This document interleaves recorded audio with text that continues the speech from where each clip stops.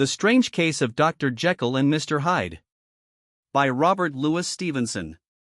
Contents. Story of the Door. Search for Mr. Hyde. Dr. Jekyll was quite at ease.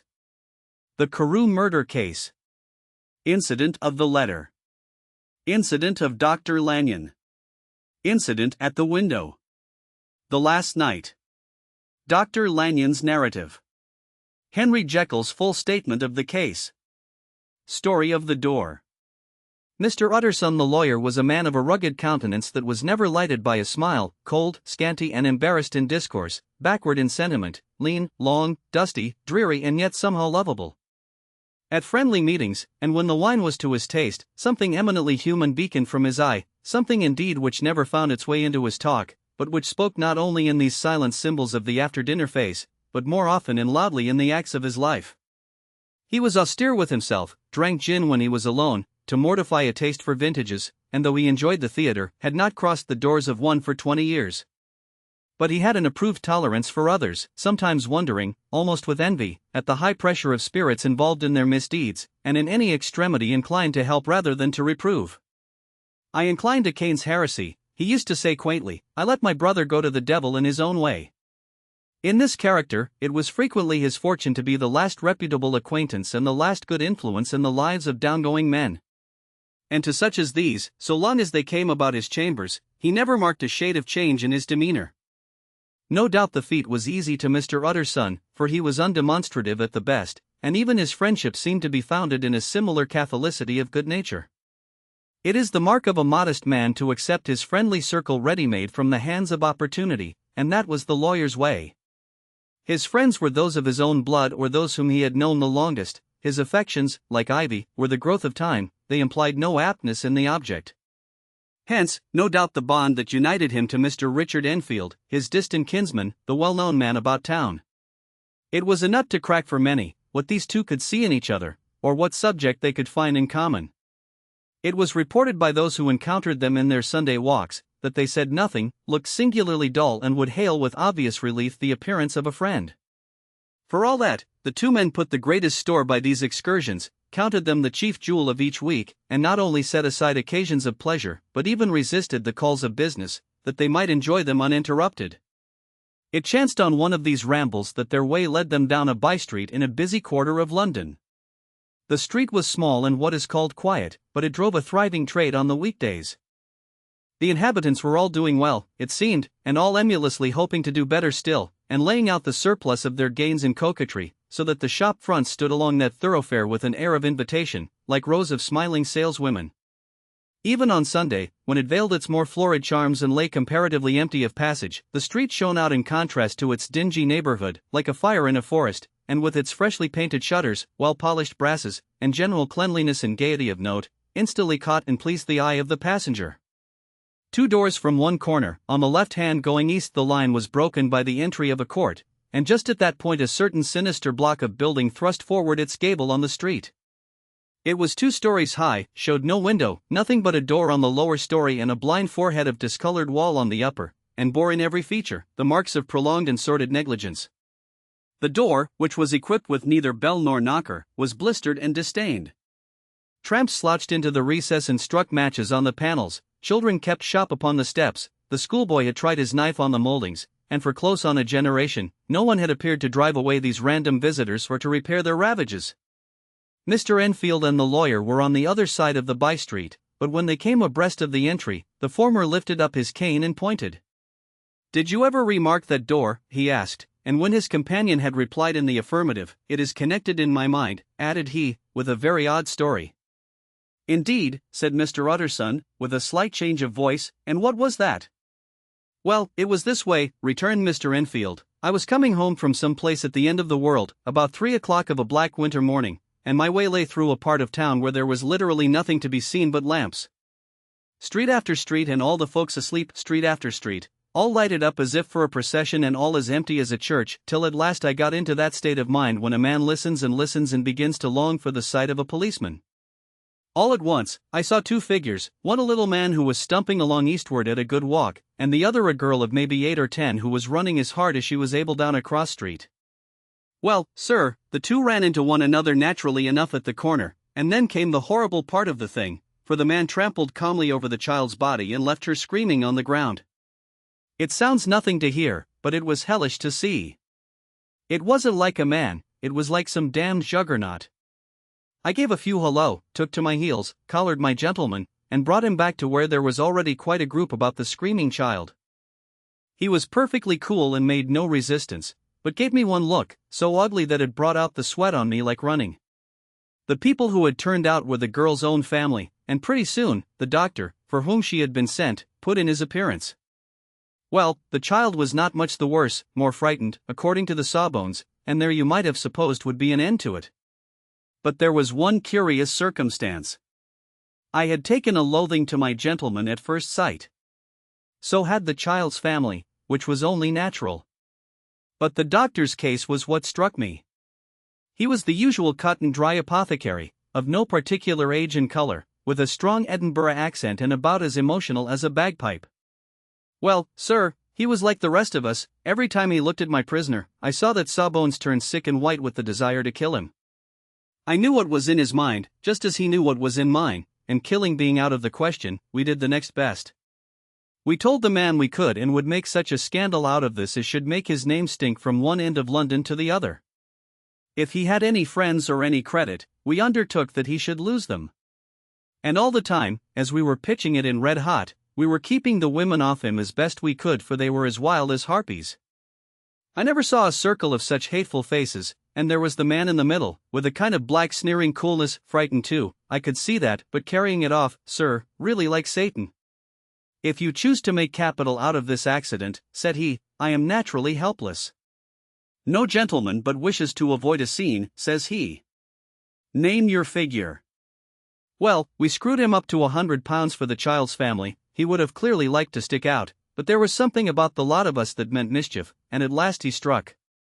The next thing was to get the money, and where do you think he carried us but to that place with the door, whipped out a key, went in, and presently came back with the matter of £10 in gold and a cheque for the balance on Couts's, drawn payable to bearer and signed with a name that I can't mention, though it's one of the points of my story, but it was a name at least very well known and often printed.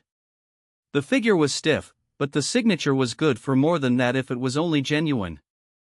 I took the liberty of pointing out to my gentleman that the whole business looked apocryphal, and that a man does not, in real life, walk into a cellar door at 4 in the morning and come out with another man's cheque for close upon £100.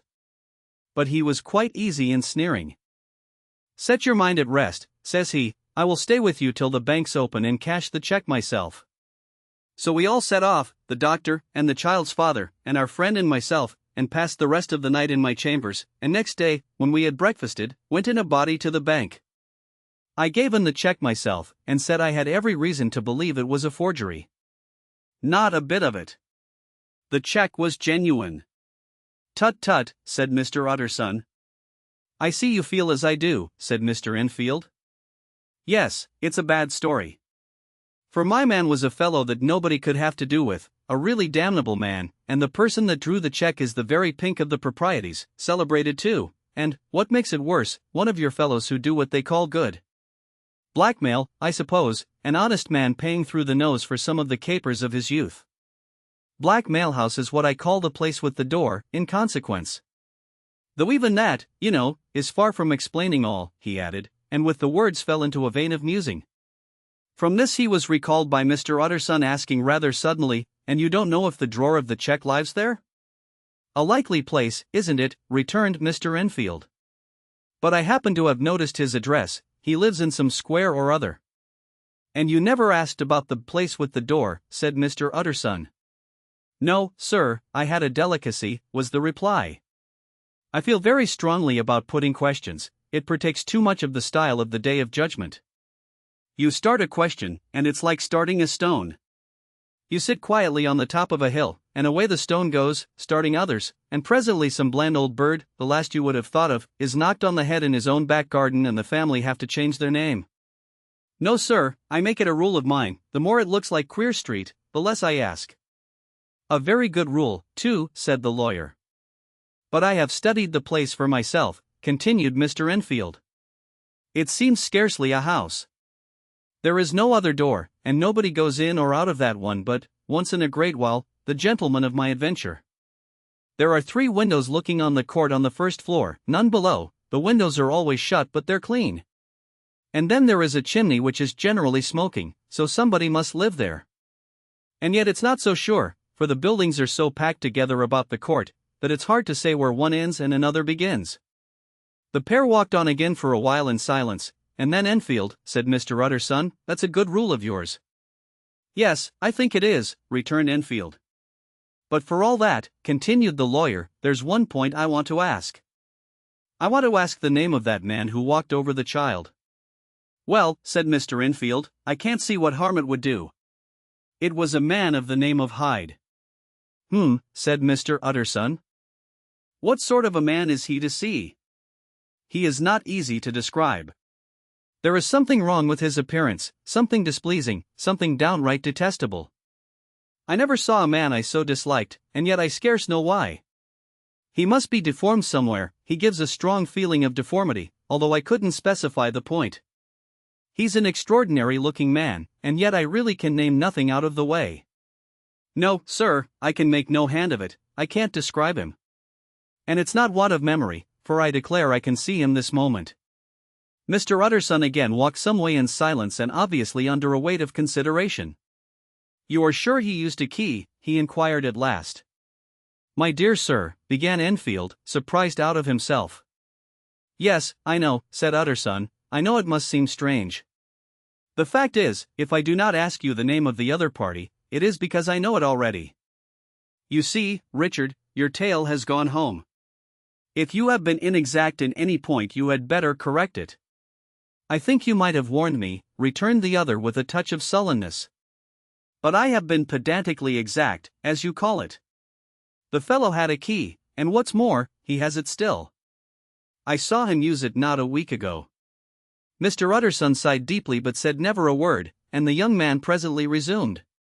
Here is another lesson to say nothing, said he. I am ashamed of my long tongue. Let us make a bargain never to refer to this again. With all my heart, said the lawyer. I shake hands on that, Richard. Search for Mr. Hyde. That evening Mr. Utterson came home to his bachelor house in somber spirits and sat down to dinner without relish. It was his custom of a Sunday, when this meal was over, to sit close by the fire, a volume of some dry divinity on his reading desk, until the clock of the neighboring church rang out the hour of 12, when he would go soberly and gratefully to bed. On this night, however, as soon as the cloth was taken away, he took up a candle and went into his business room. There he opened his safe, took from the most private part of it a document endorsed on the envelope as Dr. Jekyll's will, and sat down with a clouded brow to study its contents. The will was holograph, for Mr. Utterson, though he took charge of it now that it was made, had refused to lend the least assistance in the making of it. It provided not only that, in case of the decease of Henry Jekyll, M.D., D.C.L., LL.D., F.R.S., etc., all his possessions were to pass into the hands of his friend and benefactor Edward Hyde, but that in case of Dr. Jekyll's disappearance or unexplained absence for any period exceeding 3 calendar months, the said Edward Hyde should step into the said Henry Jekyll's shoes without further delay and free from any burthen or obligation beyond the payment of a few small sums to the members of the doctor's household. This document had long been the lawyer's eyesore. It offended him both as a lawyer and as a lover of the sane and customary sides of life, to whom the fanciful was the immodest. And hitherto it was his ignorance of Mr. Hyde that had swelled his indignation. Now, by a sudden turn, it was his knowledge. It was already bad enough when the name was but a name of which he could learn no more. It was worse when it began to be clothed upon with detestable attributes, and out of the shifting, insubstantial mists that had so long baffled his eye, there leaped up the sudden, definite presentment of a fiend. I thought it was madness, he said, as he replaced the obnoxious paper in the safe, and now I begin to fear it is disgrace. With that he blew out his candle, put on a greatcoat, and set forth in the direction of Cavendish Square, that citadel of medicine, where his friend, the great Dr. Lanyon, had his house and received his crowding patients. If anyone knows, it will be Lanyon, he had thought. The solemn butler knew and welcomed him. He was subjected to no stage of delay, but ushered direct from the door to the dining room where Dr. Lanyon sat alone over his wine.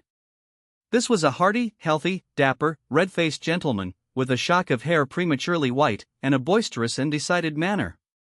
At sight of Mr. Utterson, he sprang up from his chair and welcomed him with both hands. The geniality, as was the way of the man, was somewhat theatrical to the eye, but it reposed on genuine feeling. For these two were old friends, old mates both at school and college, both thorough respecters of themselves and of each other, and what does not always follow, men who thoroughly enjoyed each other's company. After a little rambling talk, the lawyer led up to the subject which so disagreeably preoccupied his mind. "I suppose, Lanyon," said he, "you and I must be the two oldest friends that Henry Jekyll has?" "I wish the friends were younger," chuckled Dr. Lanyon. "But I suppose we are." "And what of that? I see little of him now." "Indeed," said Utterson. "I thought you had a bond of common interest." "We had," was the reply. "But it is more than 10 years since Henry Jekyll became too fanciful for me. He began to go wrong in mind, and though of course I continue to take an interest in him for old sake's sake, as they say, I see, and I have seen devilish little of the man." Such unscientific balderdash, added the doctor, flushing suddenly purple, would have estranged Damon and Pythias. This little spirit of temper was somewhat of a relief to Mr. Utterson. They have only differed on some point of science, he thought, and being a man of no scientific passions, except in the matter of conveyancing, he even added, "It is nothing worse than that." He gave his friend a few seconds to recover his composure, and then approached the question he had come to put. "Did you ever come across a_protege_ of his, one Hyde?" he asked. "Hyde," repeated Lanyon. "No. Never heard of him. Since my time." That was the amount of information that the lawyer carried back with him to the great, dark bed on which he tossed to and fro, until the small hours of the morning began to grow large. It was a night of little ease to his toiling mind, toiling in mere darkness and besieged by questions. 6 o'clock struck on the bells of the church that was so conveniently near to Mr. Utterson's dwelling, and still he was digging at the problem. Hitherto it had touched him on the intellectual side alone, but now his imagination also was engaged, or rather enslaved, and as he lay and tossed in the gross darkness of the night in the curtained room, Mr. Enfield's tale went by before his mind in a scroll of lighted pictures. He would be aware of the great field of lamps of a nocturnal city, then of the figure of a man walking swiftly, then of a child running from the doctors, and then these met, and that human juggernaut trod the child down and passed on regardless of her screams. Or else he would see a room in a rich house, where his friend lay asleep, dreaming and smiling at his dreams, and then the door of that room would be opened, the curtains of the bed plucked apart, the sleeper recalled, and lo! There would stand by his side a figure to whom power was given, and even at that dead hour, he must rise and do its bidding. The figure in these two phases haunted the lawyer all night, and if at any time he dozed over, it was but to see it glide more stealthily through sleeping houses, or move the more swiftly and still the more swiftly, even to dizziness, through wider labyrinths of lamplight city, and at every street corner crush a child and leave her screaming. And still the figure had no face by which he might know it, even in his dreams, it had no face, or one that baffled him and melted before his eyes, and thus it was that there sprang up and grew apace in the lawyer's mind a singularly strong, almost an inordinate, curiosity to behold the features of the real Mr. Hyde. If he could but once set eyes on him, he thought the mystery would lighten and perhaps roll altogether away, as was the habit of mysterious things when well examined. He might see a reason for his friend's strange preference or bondage, call it which you please, and even for the startling clauses of the will. At least it would be a face worth seeing, the face of a man who was without bowels of mercy, a face which had but to show itself to raise up, in the mind of the unimpressionable Enfield, a spirit of enduring hatred. From that time forward, Mr. Utterson began to haunt the door in the by-street of shops. In the morning before office hours, at noon when business was plenty and time scarce, at night under the face of the fogged city moon, by all lights and at all hours of solitude or concourse, the lawyer was to be found on his chosen post. If he be Mr. Hyde, he had thought, I shall be Mr. Seek. And at last his patience was rewarded. It was a fine dry night, frost in the air, the streets as clean as a ballroom floor, the lamps, unshaken by any wind, drawing a regular pattern of light and shadow. By 10 o'clock, when the shops were closed, the by-street was very solitary and, in spite of the low growl of London from all round, very silent. Small sounds carried far, domestic sounds out of the houses were clearly audible on either side of the roadway, and the rumor of the approach of any passenger preceded him by a long time. Mr. Utterson had been some minutes at his post, when he was aware of an odd light footstep drawing near. In the course of his nightly patrols, he had long grown accustomed to the quaint effect with which the footfalls of a single person, while he is still a great way off, suddenly spring out distinct from the vast hum and clatter of the city. Yet his attention had never before been so sharply and decisively arrested, and it was with a strong, superstitious prevision of success that he withdrew into the entry of the court. The steps drew swiftly nearer, and swelled out suddenly louder as they turned the end of the street. The lawyer, looking forth from the entry, could soon see what manner of man he had to deal with. He was small and very plainly dressed, and the look of him, even at that distance, went somehow strongly against the watcher's inclination. But he made straight for the door, crossing the roadway to save time, and as he came, he drew a key from his pocket like one approaching home. Mr. Utterson stepped out and touched him on the shoulder as he passed. "Mr. Hyde, I think?" Mr. Hyde shrank back with a hissing intake of the breath. But his fear was only momentary, and though he did not look the lawyer in the face, he answered coolly enough, "That is my name." "What do you want?" "I see you are going in," returned the lawyer. "I am an old friend of Dr. Jekyll's, Mr. Utterson of Gaunt Street. You must have heard of my name, and meeting you so conveniently, I thought you might admit me."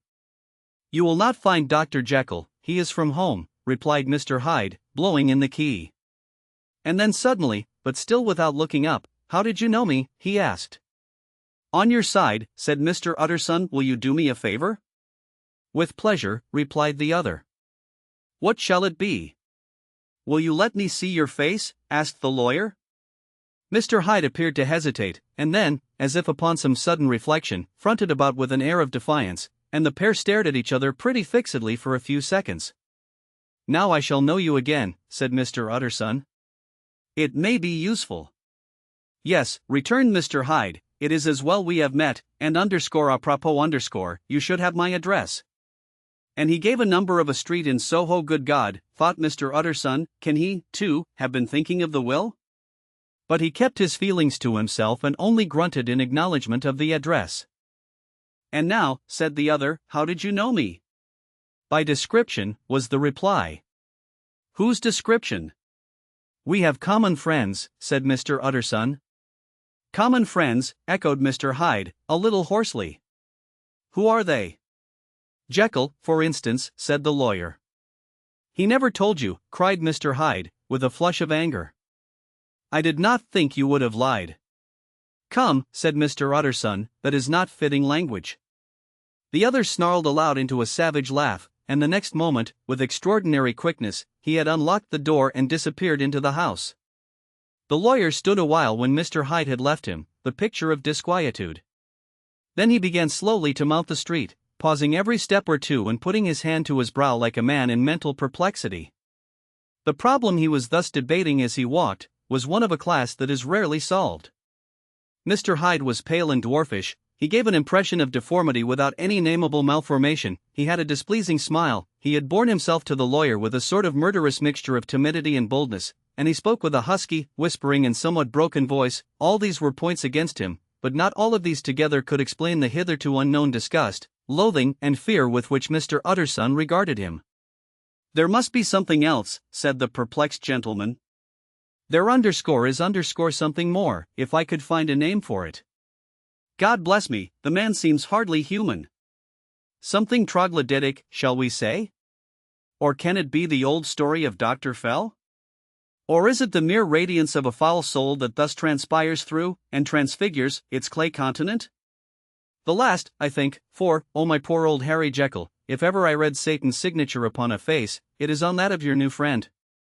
Round the corner from the by-street, there was a square of ancient, handsome houses, now for the most part decayed from their high estate and let in flats and chambers to all sorts and conditions of men, map engravers, architects, shady lawyers, and the agents of obscure enterprises.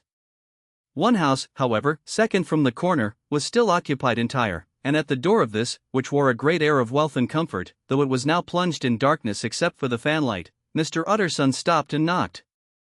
A well-dressed, elderly servant opened the door. "Is Dr. Jekyll at home, Poole?" asked the lawyer.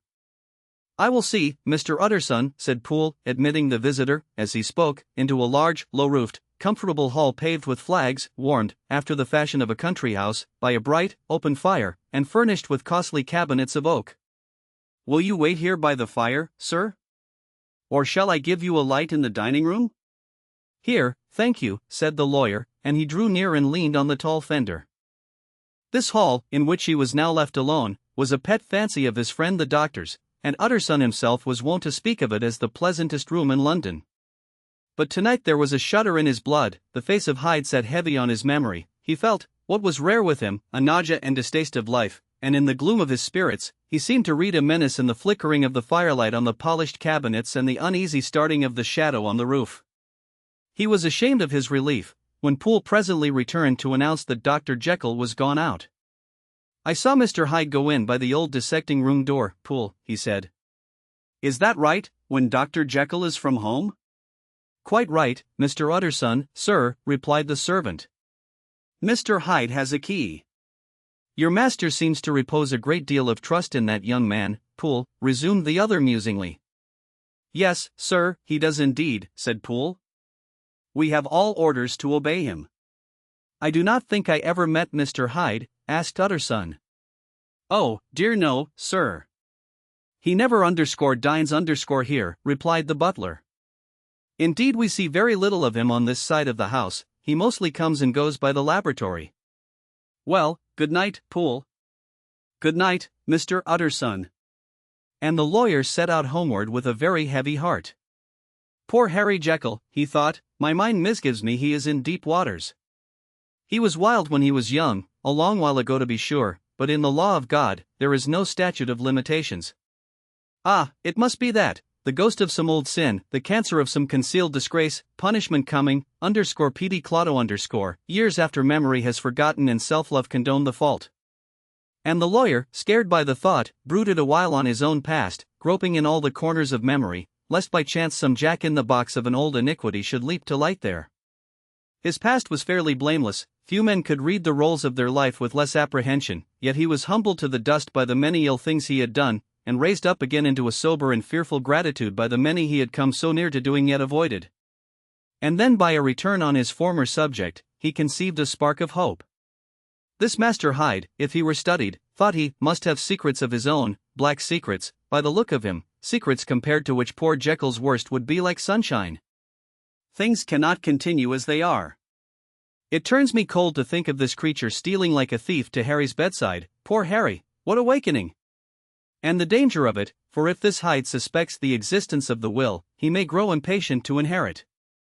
"Ah, I must put my shoulder to the wheel, if Jekyll will but let me," he added, "if Jekyll will only let me." For once more he saw before his mind's eye, as clear as transparency, the strange clauses of the will. Dr. Jekyll was quite at ease. A fortnight later, by excellent good fortune, the doctor gave one of his pleasant dinners to some 5 or 6 old cronies, all intelligent, reputable men and all judges of good wine, and Mr. Utterson so contrived that he remained behind after the others had departed. This was no new arrangement, but a thing that had befallen many scores of times. Where Utterson was liked, he was liked well.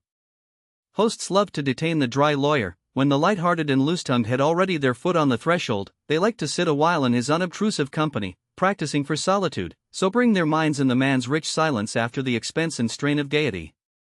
To this rule, Dr. Jekyll was no exception, and as he now sat on the opposite side of the fire, a large, well-made, smooth-faced man of 50, with something of a slyish cast perhaps, but every mark of capacity and kindness, you could see by his looks that he cherished for Mr. Utterson a sincere and warm affection.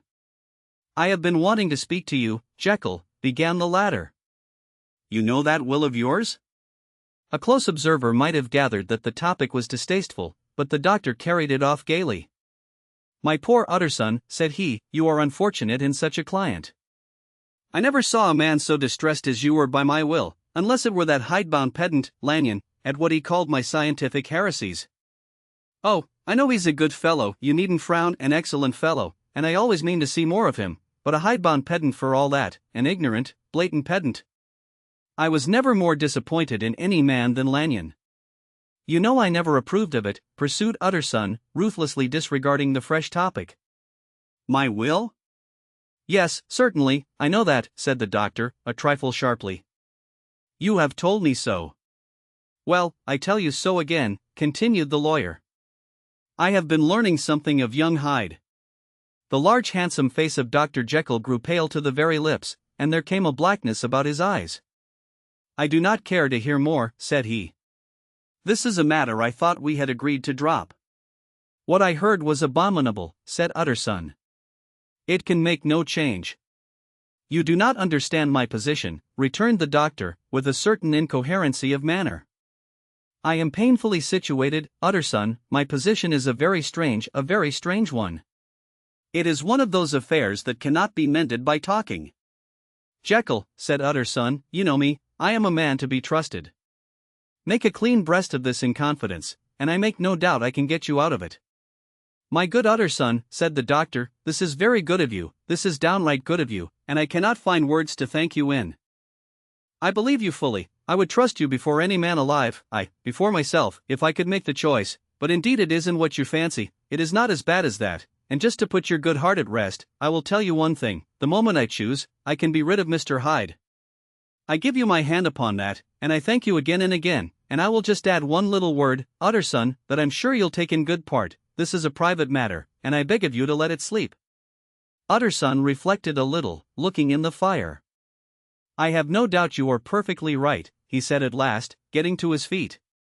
"Well, but since we have touched upon this business, and for the last time I hope," continued the doctor, "there is one point I should like you to understand. I have really a very great interest in poor Hyde. I know you have seen him, he told me so, and I fear he was rude. But I do sincerely take a very great interest in that young man, and if I am taken away, Utterson, I wish you to promise me that you will bear with him and get his rights for him. I think you would, if you knew all, and it would be a weight off my mind if you would promise." "I can't pretend that I shall ever like him," said the lawyer. "I don't ask that," pleaded Jekyll, laying his hand upon the other's arm. "I only ask for justice, I only ask you to help him for my sake, when I am no longer here." Utterson heaved an irrepressible sigh. "Well," said he, "I promise." The Carew murder case. Nearly a year later, in the month of October, 18, London was startled by a crime of singular ferocity and rendered all the more notable by the high position of the victim. The details were few and startling. A maid-servant living alone in a house not far from the river had gone upstairs to bed about 11. Although a fog rolled over the city in the small hours, the early part of the night was cloudless, and the lane, which the maid's window overlooked, was brilliantly lit by the full moon. It seems she was romantically given, for she sat down upon her box, which stood immediately under the window, and fell into a dream of musing. Never, she used to say, with streaming tears, when she narrated that experience, never had she felt more at peace with all men or thought more kindly of the world. And as she so sat she became aware of an aged beautiful gentleman with white hair, drawing near along the lane, and advancing to meet him, another and very small gentleman, to whom at first she paid less attention. When they had come within speech, which was just under the maid's eyes, the older man bowed and accosted the other with a very pretty manner of politeness.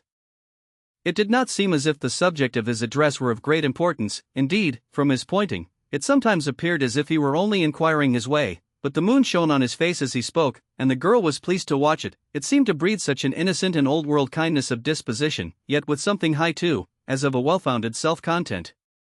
Presently her eye wandered to the other, and she was surprised to recognize in him a certain Mr. Hyde, who had once visited her master and for whom she had conceived a dislike.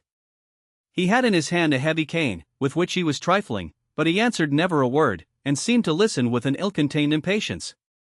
And then all of a sudden he broke out in a great flame of anger, stamping with his foot, brandishing the cane, and carrying on, as the maid described it, like a madman.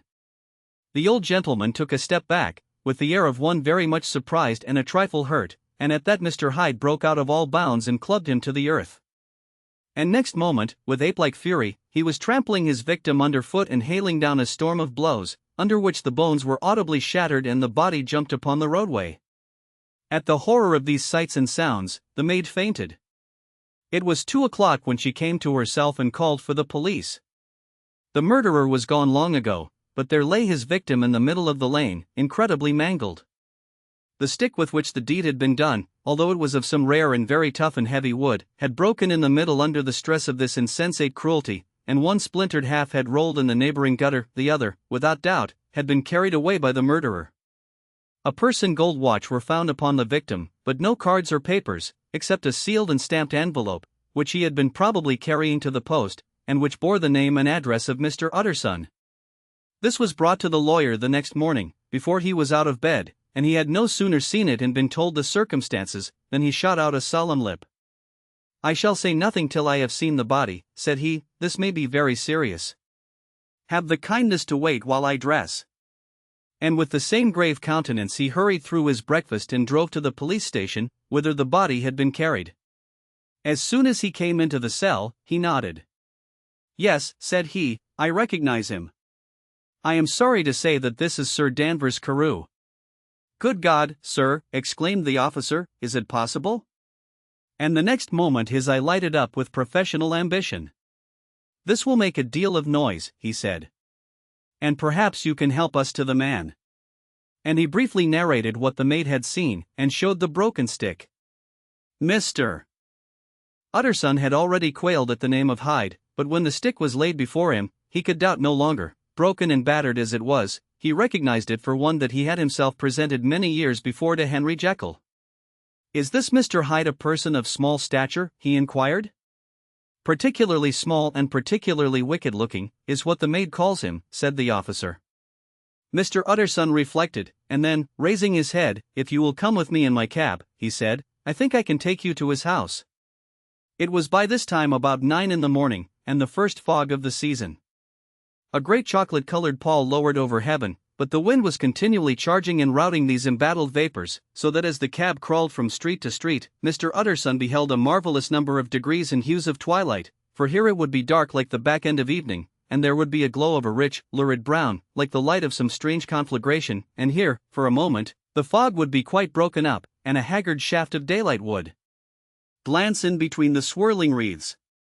The dismal quarter of Soho seen under these changing glimpses, with its muddy ways, and slatternly passengers, and its lamps, which had never been extinguished or had been kindled afresh to combat this mournful re-invasion of darkness, seemed, in the lawyer's eyes, like a district of some city in a nightmare. The thoughts of his mind, besides, were of the gloomiest dye, and when he glanced at the companion of his drive, he was conscious of some touch of that terror of the law and the law's officers, which may at times assail the most honest. As the cab drew up before the address indicated, the fog lifted a little and showed him a dingy street, a gin palace, a low French eating-house, a shop for the retail of penny numbers and twopenny salads, many ragged children huddled in the doorways, and many women of many different nationalities passing out, key in hand, to have a morning glass, and the next moment the fog settled down again upon that part, as brown as umber, and cut him off from his blackguardly surroundings. This was the home of Henry Jekyll's favorite, of a man who was heir to £250,000. An ivory-faced and silvery-haired old woman opened the door. She had an evil face, smoothed by hypocrisy, but her manners were excellent. Yes, she said, this was Mr. Hyde's, but he was not at home. He had been in that night very late, but he had gone away again in less than an hour. There was nothing strange in that. His habits were very irregular, and he was often absent. For instance, it was nearly 2 months since she had seen him till yesterday. "Very well, then, we wish to see his rooms," said the lawyer. And when the woman began to declare it was impossible, "I had better tell you who this person is," he added. "This is Inspector Newcomen of Scotland Yard." A flash of odious joy appeared upon the woman's face. "Ah," said she, "he is in trouble. What has he done?" Mr. Utterson and the inspector exchanged glances. "He don't seem a very popular character," observed the latter. "And now, my good woman, just let me and this gentleman have a look about us." In the whole extent of the house, which but for the old woman remained otherwise empty, Mr. Hyde had only used a couple of rooms, but these were furnished with luxury and good taste. A closet was filled with wine, the plate was of silver, the napery elegant, a good picture hung upon the walls, a gift, as Utterson supposed, from Henry Jekyll, who was much of a connoisseur, and the carpets were of many piles and agreeable in color. At this moment, however, the rooms bore every mark of having been recently and hurriedly ransacked. Clothes lay about the floor, with their pockets inside out, lockfast drawers stood open, and on the hearth there lay a pile of grey ashes, as though many papers had been burned.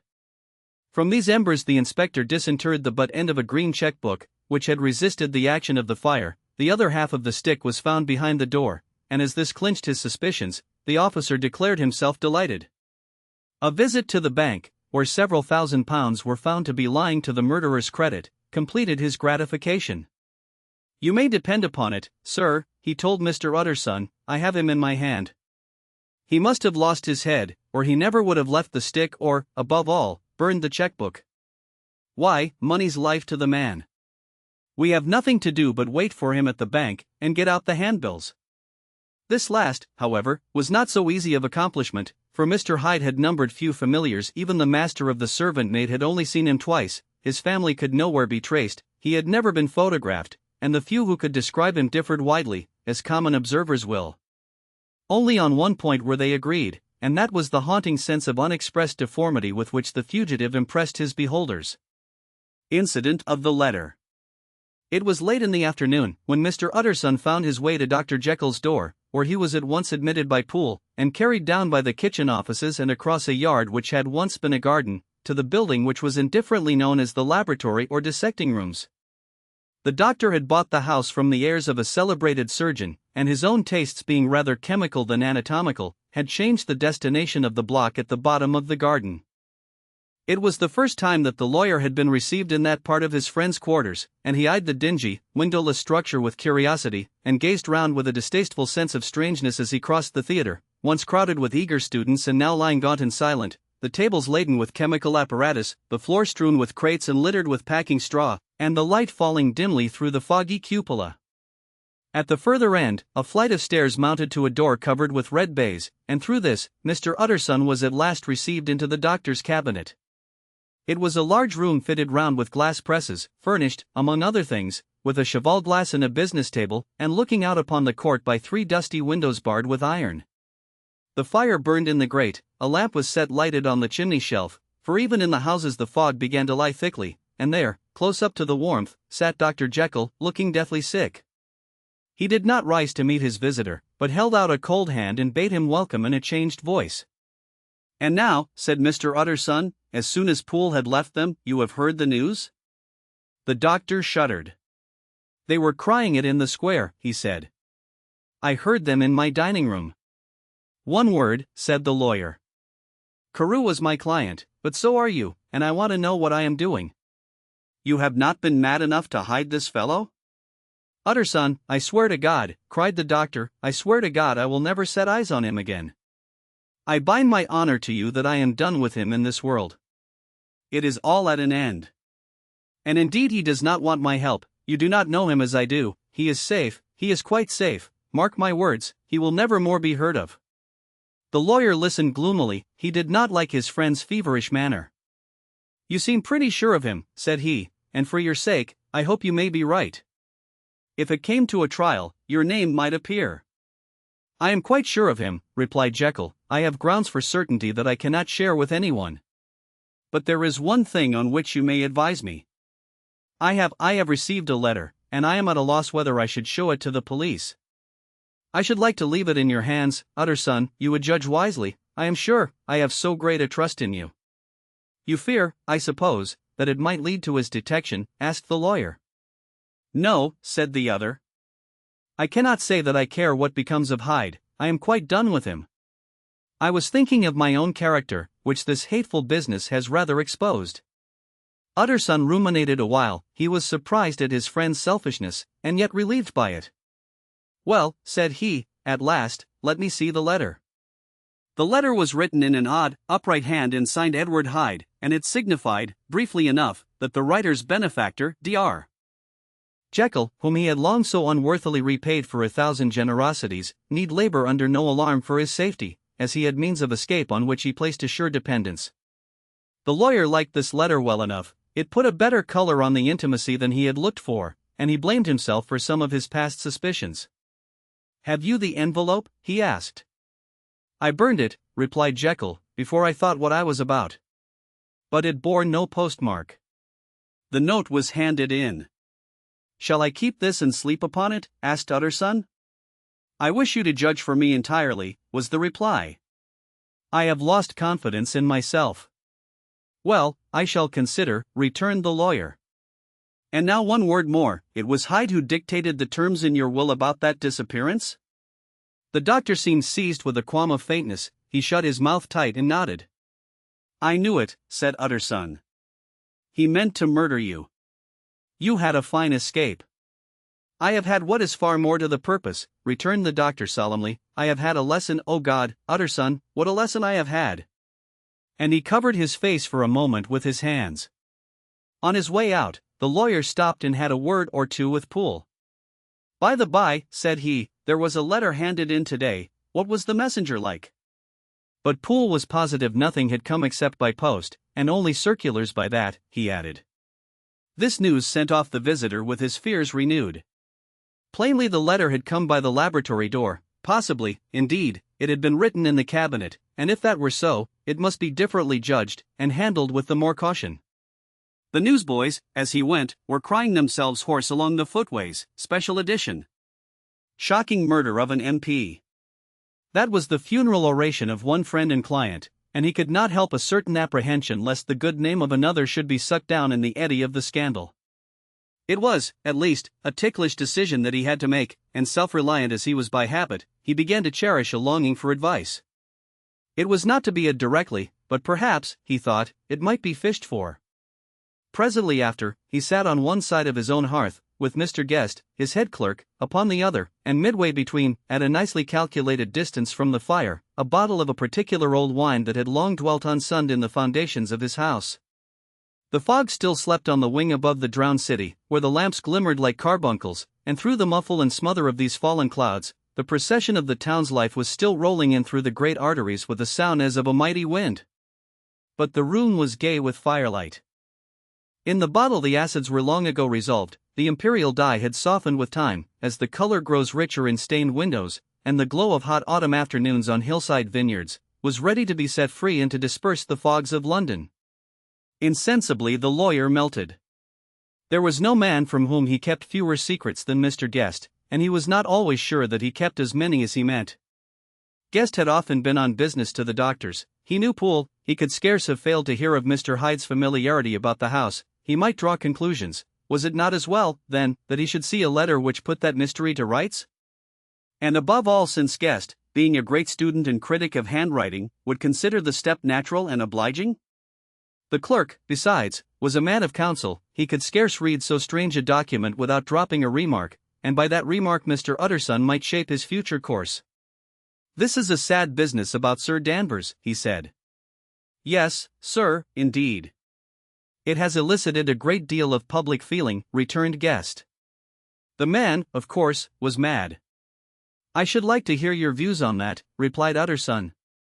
"I have a document here in his handwriting. It is between ourselves, for I scarce know what to do about it. It is an ugly business at the best. But there it is, quite in your way, a murderer's autograph." Guest's eyes brightened, and he sat down at once and studied it with passion. "No, sir," he said, "not mad, but it is an odd hand." "And by all accounts a very odd writer," added the lawyer. Just then the servant entered with a note. "Is that from Dr. Jekyll, sir?" inquired the clerk. "I thought I knew the writing." "Anything private, Mr. Utterson?" "Only an invitation to dinner." "Why? Do you want to see it?" "One moment." "I thank you, sir," and the clerk laid the 2 sheets of paper alongside and sedulously compared their contents. "Thank you, sir," he said at last, returning both. "It's a very interesting autograph." There was a pause, during which Mr. Utterson struggled with himself. "Why did you compare them, Guest?" he inquired suddenly. "Well, sir," returned the clerk, "there's a rather singular resemblance. The 2 hands are in many points identical, only differently sloped." "Rather quaint," said Utterson. "It is, as you say, rather quaint," returned Guest. "I wouldn't speak of this note, you know," said the master. "No, sir," said the clerk. "I understand." But no sooner was Mr. Utterson alone that night, than he locked the note into his safe, where it reposed from that time forward. What, he thought. Henry Jekyll forged for a murderer! And his blood ran cold in his veins. Incident of Dr. Lanyon. Time ran on, thousands of pounds were offered in reward, for the death of Sir Danvers was resented as a public injury, but Mr. Hyde had disappeared out of the ken of the police as though he had never existed. Much of his past was unearthed, indeed, and all disreputable. Tales came out of the man's cruelty, at once so callous and violent, of his vile life, of his strange associates, of the hatred that seemed to have surrounded his career, but of his present whereabouts, not a whisper. From the time he had left the house in Soho on the morning of the murder, he was simply blotted out, and gradually, as time drew on, Mr. Utterson began to recover from the hotness of his alarm, and to grow more at quiet with himself. The death of Sir Danvers was, to his way of thinking, more than paid for by the disappearance of Mr. Hyde. Now that that evil influence had been withdrawn, a new life began for Dr. Jekyll. He came out of his seclusion, renewed relations with his friends, became once more their familiar guest and entertainer, and whilst he had always been known for charities, he was now no less distinguished for religion. He was busy, he was much in the open air, he did good, his face seemed to open and brighten, as if with an inward consciousness of service, and for more than 2 months, the doctor was at peace. On the 8th of January Utterson had dined at the doctor's with a small party. Lanyon had been there, and the face of the host had looked from one to the other as in the old days when the trio were inseparable friends. On the 12th, and again on the 14th, the door was shut against the lawyer. The doctor was confined to the house, Poole said, and saw no one. On the 15th, he tried again, and was again refused, and having now been used for the last 2 months to see his friend almost daily, he found this return of solitude to weigh upon his spirits. The 5th night he had in guest to dine with him, and the 6th he betook himself to Dr. Lanyon's. There at least he was not denied admittance, but when he came in, he was shocked at the change which had taken place in the doctor's appearance. He had his death warrant written legibly upon his face. The rosy man had grown pale, his flesh had fallen away, he was visibly balder and older, and yet it was not so much these tokens of a swift physical decay that arrested the lawyer's notice, as a look in the eye and quality of manner that seemed to testify to some deep-seated terror of the mind. It was unlikely that the doctor should fear death, and yet that was what Utterson was tempted to suspect. Yes, he thought, he is a doctor, he must know his own state and that his days are counted, and the knowledge is more than he can bear. And yet when Utterson remarked on his ill looks, it was with an air of great firmness that Lanyon declared himself a doomed man. "I have had a shock," he said, "and I shall never recover. It is a question of weeks. Well, life has been pleasant, I liked it, yes, sir, I used to like it. I sometimes think if we knew all, we should be more glad to get away." "Jekyll is ill, too," observed Utterson. "Have you seen him?" But Lanyon's face changed, and he held up a trembling hand. "I wish to see or hear no more of Dr. Jekyll," he said in a loud, unsteady voice. "I am quite done with that person, and I beg that you will spare me any allusion to one whom I regard as dead." "Tut, tut," said Mr. Utterson, and then after a considerable pause, "Can't I do anything?" he inquired. "We are 3 very old friends, Lanyon, we shall not live to make others." "Nothing can be done," returned Lanyon, "ask himself." "He will not see me," said the lawyer. "I am not surprised at that," was the reply. "Some day, Utterson, after I am dead, you may perhaps come to learn the right and wrong of this. I cannot tell you. And in the meantime, if you can sit and talk with me of other things, for God's sake, stay and do so, but if you cannot keep clear of this accursed topic, then in God's name, go, for I cannot bear it." As soon as he got home, Utterson sat down and wrote to Jekyll, complaining of his exclusion from the house, and asking the cause of this unhappy break with Lanyon, and the next day brought him a long answer, often very pathetically worded, and sometimes darkly mysterious in drift. The quarrel with Lanyon was incurable. "I do not blame our old friend," Jekyll wrote, "but I share his view that we must never meet. I mean from henceforth to lead a life of extreme seclusion. You must not be surprised, nor must you doubt my friendship, if my door is often shut even to you. You must suffer me to go my own dark way. I have brought on myself a punishment and a danger that I cannot name. If I am the chief of sinners, I am the chief of sufferers also. I could not think that this earth contained a place for sufferings and terrors so unmanning, and you can do but one thing, Utterson, to lighten this destiny, and that is to respect my silence." Utterson was amazed. The dark influence of Hyde had been withdrawn, the doctor had returned to his old tasks and amities. A week ago, the prospect had smiled with every promise of a cheerful and an honored age, and now in a moment, friendship, and peace of mind, and the whole tenor of his life were wrecked. So great and unprepared a change pointed to madness, but in view of Lanyon's manner and words, there must lie for it some deeper ground. A week afterwards Dr. Lanyon took to his bed, and in something less than a fortnight he was dead. The night after the funeral, at which he had been sadly affected, Utterson locked the door of his business room, and sitting there by the light of a melancholy candle, drew out and set before him an envelope addressed by the hand and sealed with the seal of his dead friend. Private, for the hands of G.J. Utterson alone, and in case of his predecease underscore to be destroyed unread underscore, so it was emphatically superscribed, and the lawyer dreaded to behold the contents. I have buried one friend today, he thought, what if this should cost me another? And then he condemned the fear as a disloyalty, and broke the seal. Within there was another enclosure, likewise sealed, and marked upon the cover as not to be opened till the death or disappearance of Dr. Henry Jekyll. Utterson could not trust his eyes. Yes, it was disappearance. Here again, as in the mad will which he had long ago restored to its author, here again were the idea of a disappearance and the name of Henry Jekyll bracketed. But in the will, that idea had sprung from the sinister suggestion of the man Hyde. It was set there with a purpose all too plain and horrible.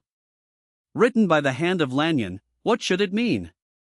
A great curiosity came on the trustee, to disregard the prohibition and dive at once to the bottom of these mysteries, but professional honor and faith to his dead friend were stringent obligations, and the packet slept in the inmost corner of his private safe. It is one thing to mortify curiosity, another to conquer it, and it may be doubted if, from that day forth, Utterson desired the society of his surviving friend with the same eagerness. He thought of him kindly, but his thoughts were disquieted and fearful. He went to call indeed, but he was perhaps relieved to be denied admittance, perhaps, in his heart, he preferred to speak with Poole upon the doorstep and surrounded by the air and sounds of the open city, rather than to be admitted into that house of voluntary bondage, and to sit and speak with its inscrutable recluse. Poole had, indeed, no very pleasant news to communicate. The doctor, it appeared, now more than ever confined himself to the cabinet over the laboratory, where he would sometimes even sleep. He was out of spirits, he had grown very silent, he did not read, it seemed as if he had something on his mind. Utterson became so used to the unvarying character of these reports, that he fell off little by little in the frequency of his visits. Incident at the window. It chanced on Sunday, when Mr. Utterson was on his usual walk with Mr. Enfield, that their way lay once again through the by-street, and that when they came in front of the door, both stopped to gaze on it. Well, said Enfield, that story's at an end at least. We shall never see more of Mr. Hyde. I hope not, said Utterson. Did I ever tell you that I once saw him, and shared your feeling of repulsion? It was impossible to do the one without the other, returned Enfield. And by the way, what an ass you must have thought me, not to know that this was a back way to Dr. Jekyll's. It was partly your own fault that I found it out, even when I did. So you found it out, did you? Said Utterson. But if that be so, we may step into the court and take a look at the windows. To tell you the truth, I am uneasy about poor Jekyll, and even outside, I feel as if the presence of a friend might do him good. The court was very cool and a little damp, and full of premature twilight, although the sky, high up overhead, was still bright with sunset. The middle one of the three windows was halfway open, and sitting close beside it, taking the air with an infinite sadness of mien, like some disconsolate prisoner, Utterson saw Dr. Jekyll. What? Jekyll! Jekyll, he cried. I trust you are better. I am very low, Utterson, replied the doctor drearily, very low. It will not last long, thank God. You stay too much indoors, said the lawyer. You should be out, whipping up the circulation like Mr. Enfield and me. This is my cousin, Mr. Enfield, Dr. Jekyll. Come now, get your hat and take a quick turn with us. You are very good, sighed the other. I should like to very much, but no, it is quite impossible, I dare not. But indeed, Utterson, I am very glad to see you, this is really a great pleasure. I would ask you and Mr. Enfield up, but the place is really not fit. Why, then, said the lawyer, good-naturedly, the best thing we can do is to stay down here and speak with you from where we are. That is just what I was about to venture to propose, returned the doctor with a smile. But the words were hardly uttered, before the smile was struck out of his face and succeeded by an expression of such abject terror and despair, as froze the very blood of the two gentlemen below. They saw it but for a glimpse, for the window was instantly thrust down, but that glimpse had been sufficient, and they turned and left the court without a word. In silence, too, they traversed the by-street, and it was not until they had come into a neighboring thoroughfare, or even upon a Sunday there were still some stirrings of life, that Mr. Utterson at last turned and looked at his companion. They were both pale, and there was an answering horror in their eyes. God forgive us, said Mr. Utterson. But Mr. Enfield only nodded his head very seriously, and walked on once more in silence. The last night. Mr. Utterson was sitting by his fireside one evening after dinner, when he was surprised to receive a visit from Poole. "Bless me, Poole, what brings you here?" he cried, and then taking a second look at him. "What ails you?" he added. "Is the doctor ill?" "Mr. Utterson," said the man, "there is something wrong." "Take a seat, and here is a glass of wine for you," said the lawyer. "Now, take your time, and tell me plainly what you want." "You know the doctor's ways, sir," replied Poole, "and how he shuts himself up." "Well, he's shut up again in the cabinet, and I don't like it, sir. I wish I may die if I like it." "Mr. Utterson, sir, I'm afraid." "Now, my good man," said the lawyer, "be explicit. What are you afraid of?" "I've been afraid for about a week," returned Poole, doggedly disregarding the question, "and I can bear it no more." The man's appearance amply bore out his words. His manner was altered for the worse, and except for the moment when he had first announced his terror, he had not once looked the lawyer in the face. Even now, he sat with the glass of wine untasted on his knee, and his eyes directed to a corner of the floor. "I can bear it no more," he repeated. "Come," said the lawyer, "I see you have some good reason, Poole. I see there is something seriously amiss. Try to tell me what it is." "I think there's been foul play," said Poole, hoarsely. "Foul play," cried the lawyer, a good deal frightened and rather inclined to be irritated in consequence. "What foul play? What does the man mean?" "I daren't say, sir," was the answer, "but will you come along with me and see for yourself?" Mr. Utterson's only answer was to rise and get his hat and greatcoat, but he observed with wonder the greatness of the relief that appeared upon the butler's face, and perhaps with no less, that the wine was still untasted when he set it down to follow. It was a wild, cold, seasonable night of March, with a pale moon, lying on her back as though the wind had tilted her, and flying rack of the most diaphanous and lawny texture. The wind made talking difficult, and flecked the blood into the face. It seemed to have swept the streets unusually bare of passengers, besides, for Mr. Utterson thought he had never seen that part of London so deserted. He could have wished it otherwise. Never in his life had he been conscious of so sharp a wish to see and touch his fellow creatures, for struggle as he might, there was borne in upon his mind a crushing anticipation of calamity. The square, when they got there, was full of wind and dust, and the thin trees in the garden were lashing themselves along the railing.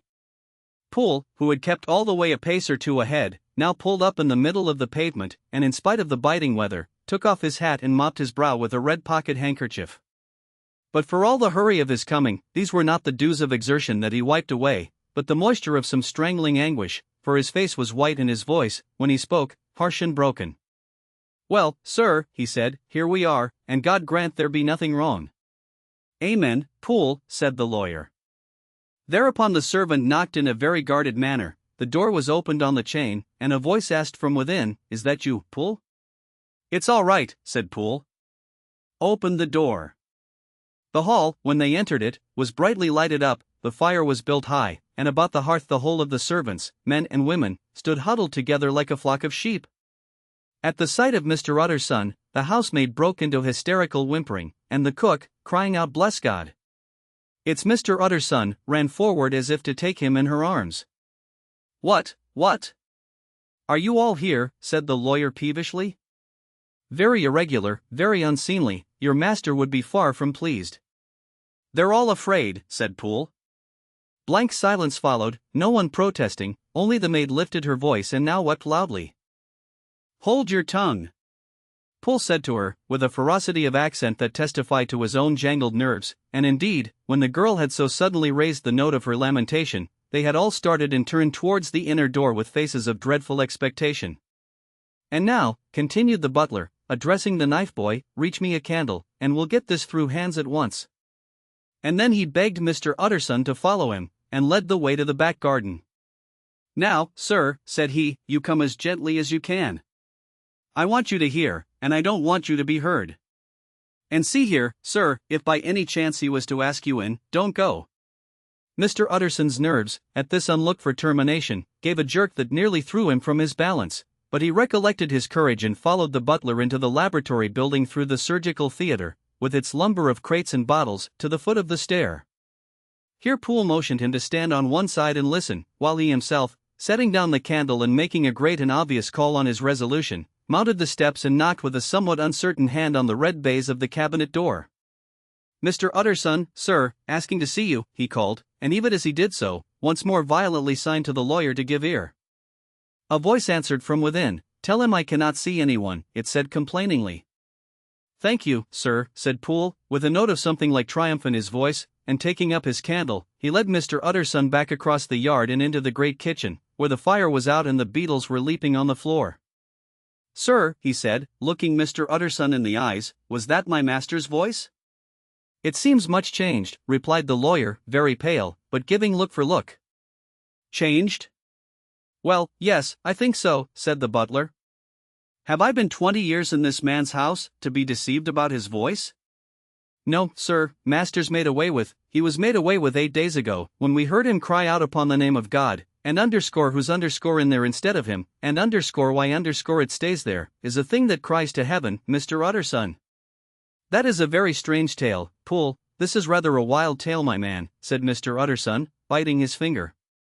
"Suppose it were as you suppose, supposing Dr. Jekyll to have been, well, murdered, what could induce the murderer to stay?" "That won't hold water, it doesn't commend itself to reason." "Well, Mr. Utterson, you are a hard man to satisfy, but I'll do it yet," said Poole. "All this last week, you must know, him, or it, whatever it is that lives in that cabinet, has been crying night and day for some sort of medicine and cannot get it to his mind. It was sometimes his way, the master's, that is, to write his orders on a sheet of paper and throw it on the stair. We've had nothing else this week back, nothing but papers, and a closed door, and the very meals left there to be smuggled in when nobody was looking. Well, sir, every day, aye, and twice and thrice in the same day, there have been orders and complaints, and I have been sent flying to all the wholesale chemists in town. Every time I brought the stuff back, there would be another paper telling me to return it, because it was not pure, and another order to a different firm. This drug is wanted bitter bad, sir, whatever for." "Have you any of these papers?" asked Mr. Utterson. Poole felt in his pocket and handed out a crumpled note, which the lawyer, bending nearer to the candle, carefully examined. Its contents ran thus: "Dr. Jekyll presents his compliments to Messrs. Ma. He assures them that their last sample is impure and quite useless for his present purpose. In the year 18, Dr. J. purchased a somewhat large quantity from Messrs. M. He now begs them to search with most sedulous care, and should any of the same quality be left, forward it to him at once.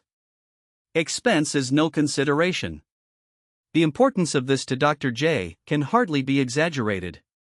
So far the letter had run composedly enough, but here with a sudden splutter of the pen, the writer's emotion had broken loose. "For God's sake," he added, "find me some of the old." "This is a strange note," said Mr. Utterson, and then sharply, "how do you come to have it open?" "The man at Ma's was main angry, sir, and he threw it back to me like so much dirt," returned Poole. "This is unquestionably the doctor's hand, do you know," resumed the lawyer. "I thought it looked like it," said the servant rather sulkily, and then, with another voice, "But what matters hand of right," he said. "I've seen him." "Seen him," repeated Mr. Utterson. "Well, that's it," said Poole. "It was this way. I came suddenly into the theater from the garden. It seems he had slipped out to look for this drug or whatever it is, for the cabinet door was open, and there he was at the far end of the room digging among the crates. He looked up when I came in, gave a kind of cry, and whipped upstairs into the cabinet. It was but for 1 minute that I saw him, but the hair stood upon my head like quills. Sir, if that was my master, why had he a mask upon his face? If it was my master, why did he cry out like a rat, and run from me? I have served him long enough." And then, the man paused and passed his hand over his face. "These are all very strange circumstances," said Mr. Utterson, "but I think I begin to see daylight. Your master, Poole, is plainly seized with one of those maladies that both torture and deform the sufferer, hence, for aught I know, the alteration of his voice, hence the mask and the avoidance of his friends, hence his eagerness to find this drug, by means of which the poor soul retains some hope of ultimate recovery. God grant that he be not deceived. There is my explanation. It is sad enough, Poole, aye, and appalling to consider, but it is plain and natural, hangs well together, and delivers us from all exorbitant alarms." "Sir," said the butler, turning to a sort of mottled pallor, "that thing was not my master, and there's the truth." My master," here he looked round him and began to whisper, "is a tall, fine build of a man, and this was more of a dwarf." Utterson attempted to protest. "Oh, sir," cried Poole, "do you think I do not know my master after 20 years? Do you think I do not know where his head comes to in the cabinet door, where I saw him every morning of my life? No, sir, that thing in the mask was never Dr. Jekyll. God knows what it was, but it was never Dr. Jekyll, and it is the belief of my heart that there was murder done." "Poole," replied the lawyer, "if you say that, it will become my duty to make certain. Much as I desire to spare your master's feelings, much as I am puzzled by this note which seems to prove him to be still alive, I shall consider it my duty to break in that door." "Ah, Mr. Utterson, that's talking," cried the butler. "And now comes the second question," resumed Utterson, "who is going to do it?" "Why, you and me, sir," was the undaunted reply. "That's very well said," returned the lawyer, "and whatever comes of it, I shall make it my business to see you are no loser." "There is an axe in the theatre," continued Poole, "and you might take the kitchen poker for yourself." The lawyer took that rude but weighty instrument into his hand, and balanced it. "Do you know, Poole," he said, looking up, "that you and I are about to place ourselves in a position of some peril?" "You may say so, sir, indeed," returned the butler. "It is well, then, that we should be frank," said the other. "We both think more than we have said, let us make a clean breast. This masked figure that you saw, did you recognize it?" "Well, sir, it went so quick, and the creature was so doubled up, that I could hardly swear to that," was the answer. "But if you mean, was it Mr. Hyde, why, yes, I think it was. You see, it was much of the same bigness, and it had the same quick, light way with it, and then who else could have got in by the laboratory door? You have not forgot, sir, that at the time of the murder he had still the key with him? But that's not all. I don't know, Mr. Utterson, if you ever met this Mr. Hyde?" "Yes," said the lawyer, "I once spoke with him." "Then you must know as well as the rest of us that there was something queer about that gentleman, something that gave a man a turn, I don't know rightly how to say it, sir, beyond this, that you felt in your marrow kind of cold and thin." "I own I felt something of what you describe," said Mr. Utterson. "Quite so, sir," returned Poole. "Well, when that masked thing like a monkey jumped from among the chemicals and whipped into the cabinet, it went down my spine like ice." "Oh, I know it's not evidence, Mr. Utterson, I'm book-learned enough for that, but a man has his feelings, and I give you my Bible word it was Mr. Hyde." I, said the lawyer. "My fears incline to the same point. Evil, I fear, founded evil was sure to come of that connection. I believe you, I believe poor Harry is killed, and I believe his murderer, for what purpose, God alone can tell, is still lurking in his victim's room. Well, let our name be Vengeance. Call Bradshaw." The footman came at the summons, very white and nervous. "Pull yourself together, Bradshaw," said the lawyer. "This suspense, I know, is telling upon all of you, but it is now our intention to make an end of it. Poole, here, and I are going to force our way into the cabinet. If all is well, my shoulders are broad enough to bear the blame. Meanwhile, lest anything should really be amiss, or any malefactor seek to escape by the back, you and the boy must go round the corner with a pair of good sticks and take your post at the laboratory door. We give you 10 minutes to get to your stations." As Bradshaw left, the lawyer looked at his watch. "And now, Poole, let us get to ours," he said, and taking the poker under his arm, led the way into the yard. The scud had banked over the moon, and it was now quite dark. The wind, which only broke in puffs and drafts into that deep well of building, tossed the light of the candle to and fro about their steps, until they came into the shelter of the theatre, where they sat down silently to wait. London hummed solemnly all around, but nearer at hand, the stillness was only broken by the sounds of a footfall moving to and fro along the cabinet floor. "So it will walk all day, sir," whispered Poole, "and the better part of the night. Only when a new sample comes from the chemist, there's a bit of a break. Ah, it's an ill conscience that's such an enemy to rest. Ah, sir, there's blood foully shed in every step of it. But hark again, a little closer, put your heart in your ears, Mr. Utterson, and tell me, is that the doctor's foot?" The steps fell lightly and oddly, with a certain swing, for all they went so slowly. It was different indeed from the heavy creaking tread of Henry Jekyll. Utterson sighed. "Is there never anything else?" he asked. Poole nodded. "Once," he said, Once I heard it weeping. Weeping? How that? Said the lawyer, conscious of a sudden chill of horror. Weeping like a woman or a lost soul, said the butler. I came away with that upon my heart, but I could have wept too. But now the 10 minutes drew to an end. Poole disinterred the axe from under a stack of packing straw, the candle was set upon the nearest table to light them to the attack, and they drew near with bated breath to where that patient foot was still going up and down, in the quiet of the night. Jekyll, cried Utterson, with a loud voice, I demand to see you. He paused a moment, but there came no reply. I give you fair warning, our suspicions are aroused, and I must and shall see you, he resumed, if not by fair means, then by foul, if not of your consent, then by brute force. Utterson, said the voice, for God's sake, have mercy. Ah, that's not Jekyll's voice, it's Hyde's, cried Utterson. Down with the door, Poole. Poole swung the axe over his shoulder, the blow shook the building, and the red baize door leaped against the lock and hinges. A dismal screech, as of mere animal terror, rang from the cabinet. Up went the axe again, and again the panels crashed and the frame bounded, for times the blow fell, but the wood was tough and the fittings were of excellent workmanship, and it was not until the fifth, that the lock burst and the wreck of the door fell inwards on the carpet. The besiegers, appalled by their own riot and the stillness that had succeeded, stood back a little and peered in. There lay the cabinet before their eyes in the quiet lamplight, a good fire glowing and chattering on the hearth, the kettle singing its thin strain, a drawer or two open, papers neatly set forth on the business table, and nearer the fire, the things laid out for tea, the quietest room, you would have said, and, but for the glazed presses full of chemicals, the most commonplace that night in London. Right in the middle there lay the body of a man sorely contorted and still twitching. They drew near on tiptoe, turned it on his back and beheld the face of Edward Hyde. He was dressed in clothes far too large for him, clothes of the doctor's bigness. The cords of his face still moved with a semblance of life, but life was quite gone, and by the crushed file in the hand and the strong smell of kernels that hung upon the air, Utterson knew that he was looking on the body of a self-destroyer. We have come too late, he said sternly, whether to save or punish. Hyde is gone to his account, and it only remains for us to find the body of your master.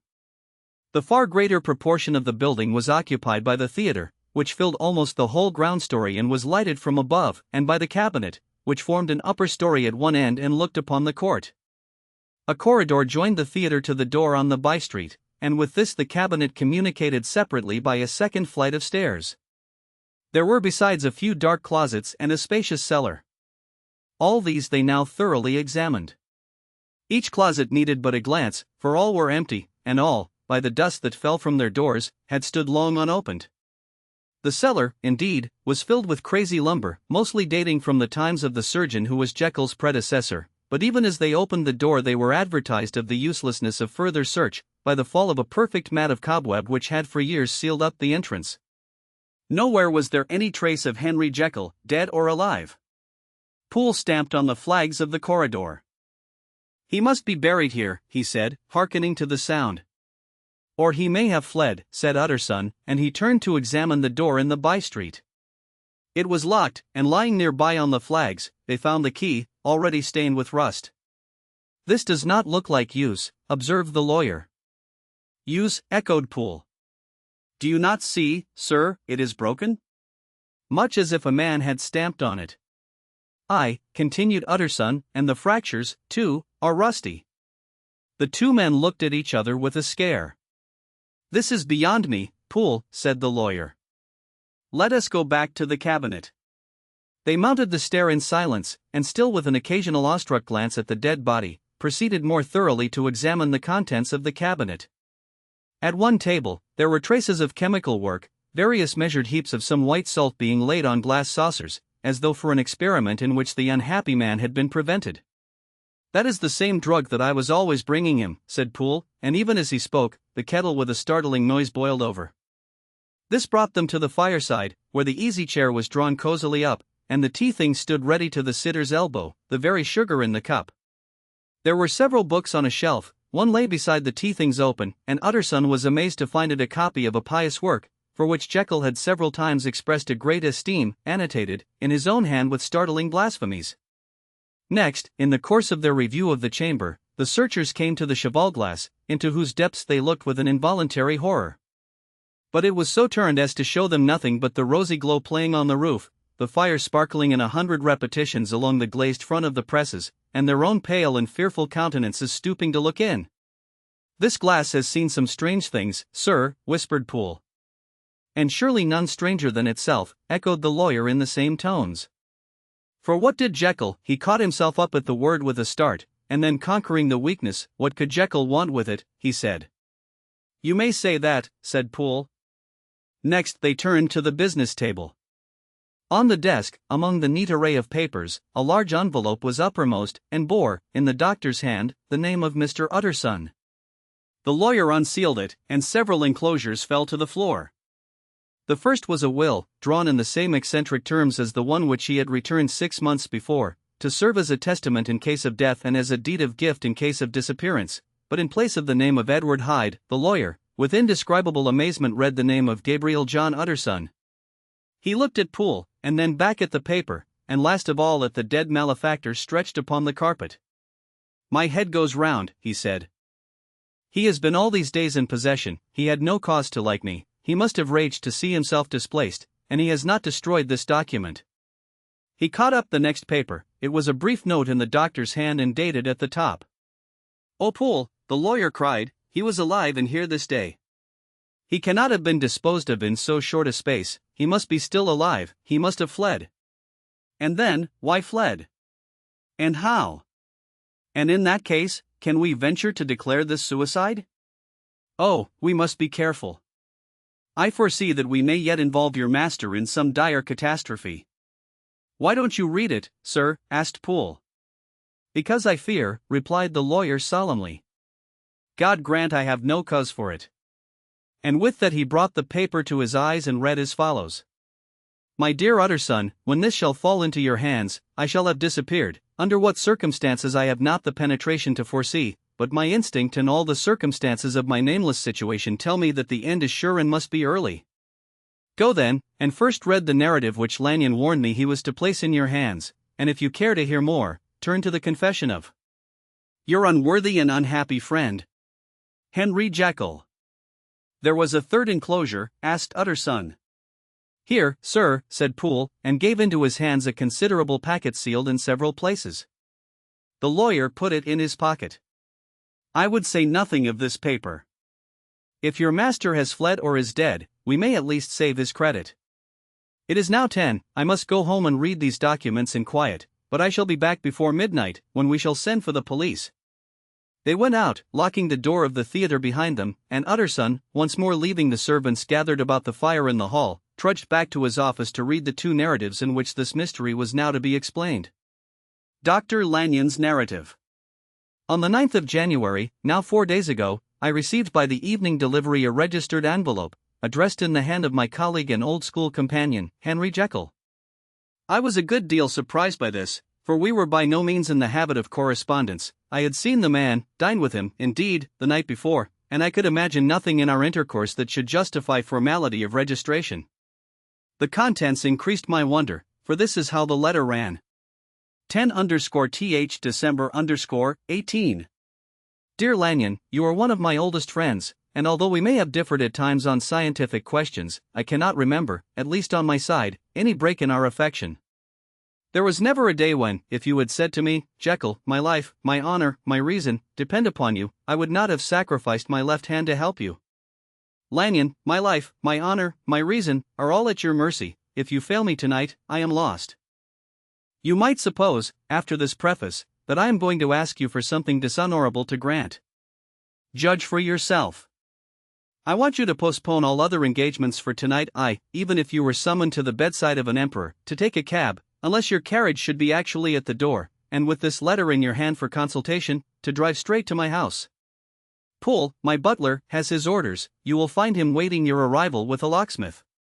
The door of my cabinet is then to be forced, and you are to go in alone, to open the glazed press, letter E, on the left hand, breaking the lock if it be shut, and to draw out, underscore with all its contents as they stand underscore, the fourth drawer from the top or, which is the same thing, the third from the bottom. In my extreme distress of mind, I have a morbid fear of misdirecting you, but even if I am in error, you may know the right drawer by its contents, some powders, a file and a paper book. This drawer I beg of you to carry back with you to Cavendish Square exactly as it stands. That is the first part of the service. Now for the second. You should be back, if you set out at once on the receipt of this, long before midnight, but I will leave you that amount of margin, not only in the fear of one of those obstacles that can neither be prevented nor foreseen, but because an hour when your servants are in bed is to be preferred for what will then remain to do.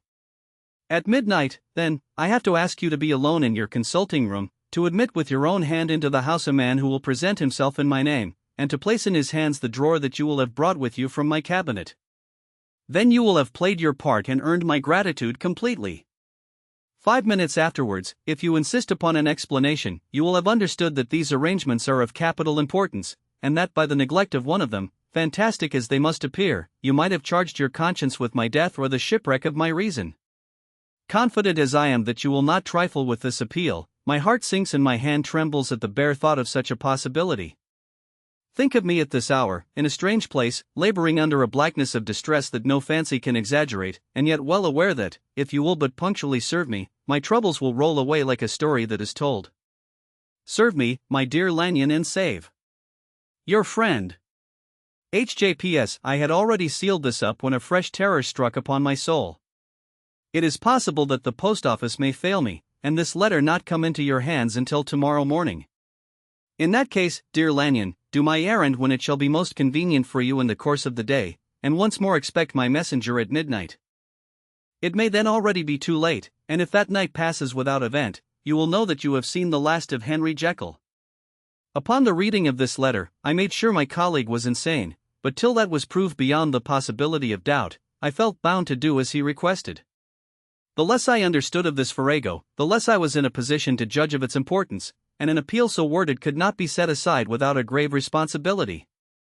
I rose accordingly from table, got into a hansom, and drove straight to Jekyll's house. The butler was awaiting my arrival. He had received by the same post as mine a registered letter of instruction, and had sent at once for a locksmith and a carpenter. The tradesmen came while we were yet speaking, and we moved in a body to old Dr. Denman's surgical theatre, from which, as you are doubtless aware, Jekyll's private cabinet is most conveniently entered. The door was very strong, the lock excellent. The carpenter avowed he would have great trouble and have to do much damage, if force were to be used, and the locksmith was near despair. But this last was a handy fellow, and after 2 hours' work, the door stood open. The press marked D was unlocked, and I took out the drawer, had it filled up with straw and tied in a sheet, and returned with it to Cavendish Square. Here I proceeded to examine its contents.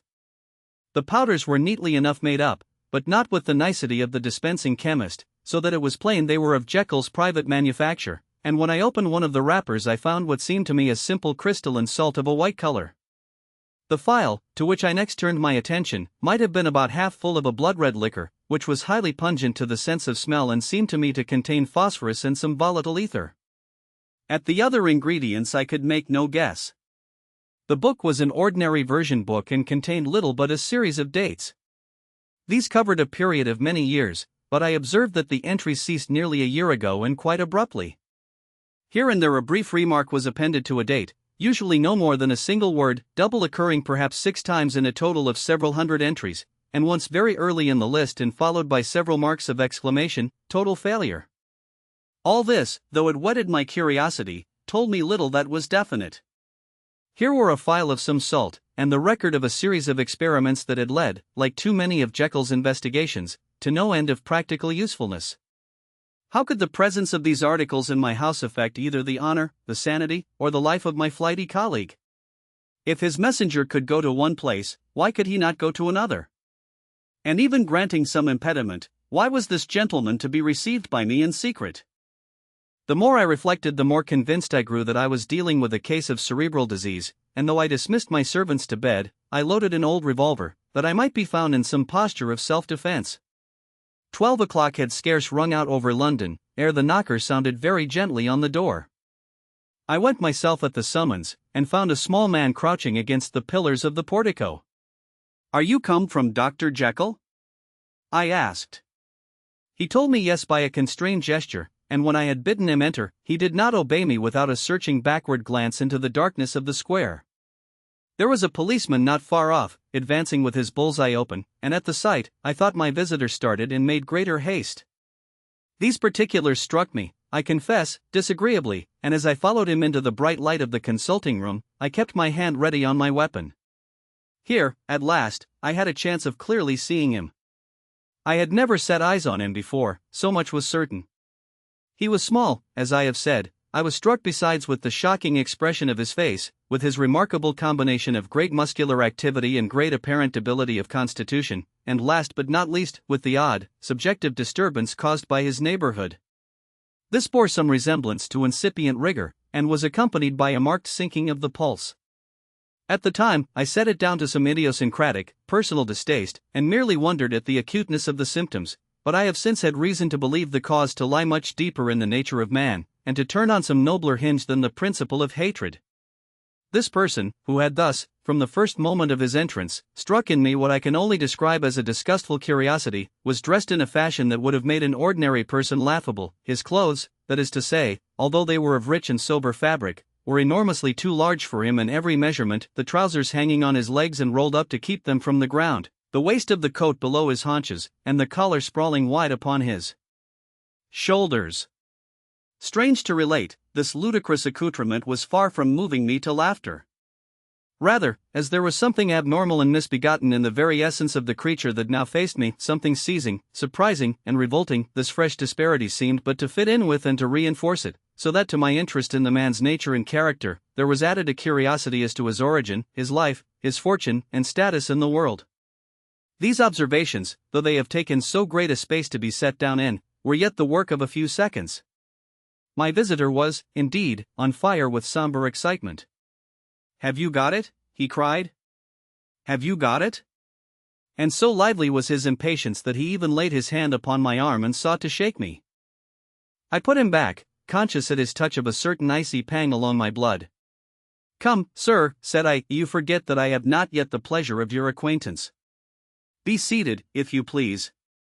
And I showed him an example, and sat down myself in my customary seat, and with as fair an imitation of my ordinary manner to a patient, as the lateness of the hour, the nature of my preoccupations, and the horror I had of my visitor, would suffer me to muster. "I beg your pardon, Dr. Lanyon," he replied civilly enough. "What you say is very well founded, and my impatience has shown its heels to my politeness. I come here at the instance of your colleague, Dr. Henry Jekyll, on a piece of business of some moment, and I understood." He paused and put his hand to his throat, and I could see, in spite of his collected manner, that he was wrestling against the approaches of the hysteria. I understood, a drawer. But here I took pity on my visitor's suspense, and some perhaps on my own growing curiosity. "There it is, sir," said I, pointing to the drawer, where it lay on the floor behind a table and still covered with the sheet. He sprang to it, and then paused, and laid his hand upon his heart. I could hear his teeth grate with the convulsive action of his jaws, and his face was so ghastly to see that I grew alarmed both for his life and reason. "Compose yourself," said I.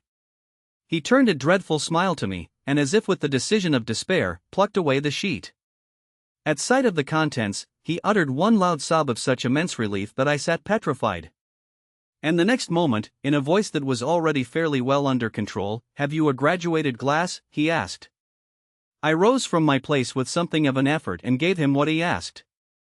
He thanked me with a smiling nod, measured out a few minims of the red tincture and added one of the powders. The mixture, which was at first of a reddish hue, began, in proportion as the crystals melted, to brighten in color, to effervesce audibly, and to throw off small fumes of vapor. Suddenly and at the same moment, the ebullition ceased and the compound changed to a dark purple, which faded again more slowly to a watery green. My visitor, who had watched these metamorphoses with a keen eye, smiled, set down the glass upon the table, and then turned and looked upon me with an air of scrutiny. "And now," said he, "to settle what remains. Will you be wise? Will you be guided? Will you suffer me to take this glass in my hand and to go forth from your house without further parley? Or has the greed of curiosity too much command of you? Think before you answer, for it shall be done as you decide. As you decide, you shall be left as you were before, and neither richer nor wiser, unless the sense of service rendered to a man in mortal distress may be counted as a kind of riches of the soul. Or, if you shall so prefer to choose, a new province of knowledge and new avenues to fame and power shall be laid open to you, here, in this room, upon the instant, and your sight shall be blasted by a prodigy to stagger the unbelief of Satan. "Sir," said I, affecting a coolness that I was far from truly possessing, "you speak enigmas, and you will perhaps not wonder that I hear you with no very strong impression of belief. But I have gone too far in the way of inexplicable services to pause before I see the end." "It is well," replied my visitor. "Lanyon, you remember your vows. What follows is under the seal of our profession. And now, you who have so long been bound to the most narrow and material views, you who have denied the virtue of transcendental medicine, you who have derided your superiors, behold." He put the glass to his lips and drank at one gulp. A cry followed. He reeled, staggered, clutched at the table and held on, staring with injected eyes, gasping with open mouth, and as I looked there came, I thought, a change. He seemed to swell, his face became suddenly black and the features seemed to melt and alter, and the next moment, I had sprung to my feet and leaped back against the wall, my arms raised to shield me from that prodigy, my mind submerged in terror. "Oh God!" I screamed, and "Oh God!" again and again, for there before my eyes, pale and shaken, and half fainting, and groping before him with his hands, like a man restored from death, there stood Henry Jekyll. What he told me in the next hour, I cannot bring my mind to set on paper. I saw what I saw, I heard what I heard, and my soul sickened at it, and yet now when that sight has faded from my eyes, I ask myself if I believe it, and I cannot answer. My life is shaken to its roots, sleep has left me, the deadliest terror sits by me at all hours of the day and night, and I feel that my days are numbered, and that I must die, and yet I shall die incredulous. As for the moral turpitude that man unveiled to me, even with tears of penitence, I cannot, even in memory, dwell on it without a start of horror. I will say but one thing, Utterson, and that, if you can bring your mind to credit it, will be more than enough. The creature who crept into my house that night was, on Jekyll's own confession, known by the name of Hyde and hunted for in every corner of the land as the murderer of Carew. Hasty Lanyon. Henry Jekyll's full statement of the case. I was born in the year 18, to a large fortune, endowed besides with excellent parts, inclined by nature to industry, fond of the respect of the wise and good among my fellow-men, and thus, as might have been supposed, with every guarantee of an honorable and distinguished future. And indeed the worst of my faults was a certain impatient gaiety of disposition, such as has made the happiness of many, but such as I found it hard to reconcile with my imperious desire to carry my head high, and wear a more than commonly grave countenance before the public. Hence it came about that I concealed my pleasures, and that when I reached years of reflection, and began to look round me and take stock of my progress and position in the world, I stood already committed to a profound duplicity of life. Many a man would have even blazoned such irregularities as I was guilty of, but from the high views that I had set before me, I regarded and hid them with an almost morbid sense of shame. It was thus rather the exacting nature of my aspirations than any particular degradation in my faults, that made me what I was, and, with even a deeper trench than in the majority of men, severed in me those provinces of good and ill which divide and compound man's dual nature. In this case, I was driven to reflect deeply and inveterately on that hard law of life, which lies at the root of religion and is one of the most plentiful springs of distress.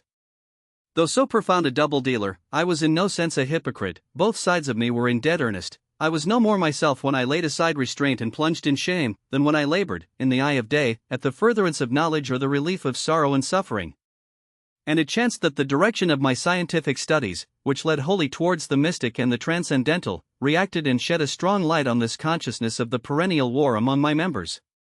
With every day, and from both sides of my intelligence, the moral and the intellectual, I thus drew steadily nearer to that truth, by whose partial discovery I have been doomed to such a dreadful shipwreck, that man is not truly one, but truly two. I say two, because the state of my own knowledge does not pass beyond that point. Others will follow, others will outstrip me on the same lines, and I hazard the guess that man will be ultimately known for a mere polity of multifarious, incongruous and independent denizens. I, for my part, from the nature of my life, advanced infallibly in one direction and in one direction only. It was on the moral side, and in my own person, that I learned to recognize the thorough and primitive duality of man. I saw that, of the two natures that contended in the field of my consciousness, even if I could rightly be said to be either, it was only because I was radically both, and from an early date, even before the course of my scientific discoveries had begun to suggest the most naked possibility of such a miracle, I had learned to dwell with pleasure, as a beloved daydream, on the thought of the separation of these elements. If each, I told myself, could be housed in separate identities, life would be relieved of all that was unbearable, the unjust might go his way, delivered from the aspirations and remorse of his more upright twin, and the just could walk steadfastly and securely on his upward path, doing the good things in which he found his pleasure, and no longer exposed to disgrace and penitence by the hands of this extraneous evil. It was the curse of mankind that these incongruous faggots were thus bound together, that in the agonized womb of consciousness, these polar twins should be continuously struggling. How, then, were they dissociated? I was so far in my reflections when, as I have said, a side light began to shine upon the subject from the laboratory table. I began to perceive more deeply than it has ever yet been stated, the trembling immateriality, the mist-like transience, of this seemingly so solid body in which we walk attired. Certain agents I found to have the power to shake and pluck back that fleshly vestment, even as a wind might toss the curtains of a pavilion. For two good reasons, I will not enter deeply into this scientific branch of my confession. First, because I have been made to learn that the doom and burthen of our life is bound forever on man's shoulders, and when the attempt is made to cast it off, it but returns upon us with more unfamiliar and more awful pressure. Second, because, as my narrative will make, alas, too evident, my discoveries were incomplete. Enough then, that I not only recognized my natural body from the mere aura and effulgence of certain of the powers that made up my spirit, but managed to compound a drug by which these powers should be dethroned from their supremacy, and a second form and countenance substituted, none the less natural to me because they were the expression, and bore the stamp, of lower elements in my soul. I hesitated long before I put this theory to the test of practice. I knew well that I risked death, for any drug that so potently controlled and shook the very fortress of identity, might, by the least scruple of an overdose or at the least inopportunity in the moment of exhibition, utterly blot out that immaterial tabernacle which I looked to it to change. But the temptation of a discovery so singular and profound at last overcame the suggestions of alarm. I had long since prepared my tincture. I purchased at once, from a firm of wholesale chemists, a large quantity of a particular salt which I knew, from my experiments, to be the last ingredient required, and late one accursed night, I compounded the elements, watched them boil and smoke together in the glass, and when the ebullition had subsided, with a strong glow of courage, drank off the potion. The most racking pangs succeeded, a grinding in the bones, deadly nausea, and a horror of the spirit that cannot be exceeded at the hour of birth or death. Then these agonies began swiftly to subside, and I came to myself as if out of a great sickness. There was something strange in my sensations, something indescribably new and, from its very novelty, incredibly sweet. I felt younger, lighter, happier in body. Within I was conscious of a heady recklessness, a current of disordered sensual images running like a mill race in my fancy, a solution of the bonds of obligation, an unknown but not an innocent freedom of the soul. I knew myself, at the first breath of this new life, to be more wicked, tenfold more wicked, sold a slave to my original evil, and the thought, in that moment, braced and delighted me like wine. I stretched out my hands, exulting in the freshness of these sensations, and in the act, I was suddenly aware that I had lost in stature. There was no mirror, at that date, in my room. That which stands beside me as I write, was brought there later on and for the very purpose of these transformations. The night, however, was far gone into the morning. The morning, black as it was nearly ripe for the conception of the day. The inmates of my house were locked in the most rigorous hours of slumber, and I determined, flushed as I was with hope and triumph, to venture in my new shape as far as to my bedroom. I crossed the yard, wherein the constellations looked down upon me. I could have thought, with wonder, the first creature of that sort that their unsleeping vigilance had yet disclosed to them. I stole through the corridors, a stranger in my own house, and coming to my room, I saw for the first time the appearance of Edward Hyde. I must here speak by theory alone, saying not that which I know, but that which I suppose to be most probable. The evil side of my nature, to which I had now transferred the stamping efficacy, was less robust and less developed than the good which I had just deposed. Again, in the course of my life, which had been, after all, 9/10 a life of effort, virtue and control, it had been much less exercised and much less exhausted. And hence, as I think, it came about that Edward Hyde was so much smaller, slighter, and younger than Henry Jekyll. Even as good shone upon the countenance of the one, evil was written broadly and plainly on the face of the other. Evil besides, which I must still believe to be the lethal side of man, had left on that body an imprint of deformity and decay. And yet when I looked upon that ugly idol in the glass, I was conscious of no repugnance, rather of a leap of welcome. This, too, was myself. It seemed natural and human. In my eyes it bore a livelier image of the spirit, it seemed more express and single, than the imperfect and divided countenance I had been hitherto accustomed to call mine. And in so far I was doubtless right. I have observed that when I wore the semblance of Edward Hyde, none could come near to me at first without a visible misgiving of the flesh. This, as I take it, was because all human beings, as we meet them, are commingled out of good and evil, and Edward Hyde, alone in the ranks of mankind, was pure evil. I lingered but a moment at the mirror. The second and conclusive experiment had yet to be attempted. It yet remained to be seen if I had lost my identity beyond redemption and must flee before daylight from a house that was no longer mine, and hurrying back to my cabinet, I once more prepared and drank the cup, once more suffered the pangs of dissolution, and came to myself once more with the character, the stature, and the face of Henry Jekyll. That night I had come to the fatal crossroads. Had I approached my discovery in a more noble spirit, had I risked the experiment while under the empire of generous or pious aspirations, all must have been otherwise, and from these agonies of death and birth, I had come forth an angel instead of a fiend. The drug had no discriminating action, it was neither diabolical nor divine, it but shook the doors of the prison house of my disposition, and like the captives of Philippi, that which stood within ran forth. At that time my virtue slumbered, my evil, kept awake by ambition, was alert and swift to seize the occasion, and the thing that was projected was Edward Hyde. Hence, although I had now two characters as well as two appearances, one was wholly evil, and the other was still the old Henry Jekyll, that incongruous compound of whose reformation and improvement I had already learned to despair. The movement was thus wholly toward the worse. Even at that time, I had not conquered my aversion to the dryness of a life of study. I would still be merrily disposed at times, and as my pleasures were, to say the least, undignified, and I was not only well known and highly considered, but growing towards the elderly man, this incoherency of my life was daily growing more unwelcome. It was on this side that my new power tempted me until I fell in slavery. I had but to drink the cup, to doff at once the body of the noted professor, and to assume, like a thick cloak, that of Edward Hyde. I smiled at the notion, it seemed to me at the time to be humorous, and I made my preparations with the most studious care. I took and furnished that house in Soho, to which Hyde was tracked by the police, and engaged as a housekeeper a creature whom I knew well to be silent and unscrupulous.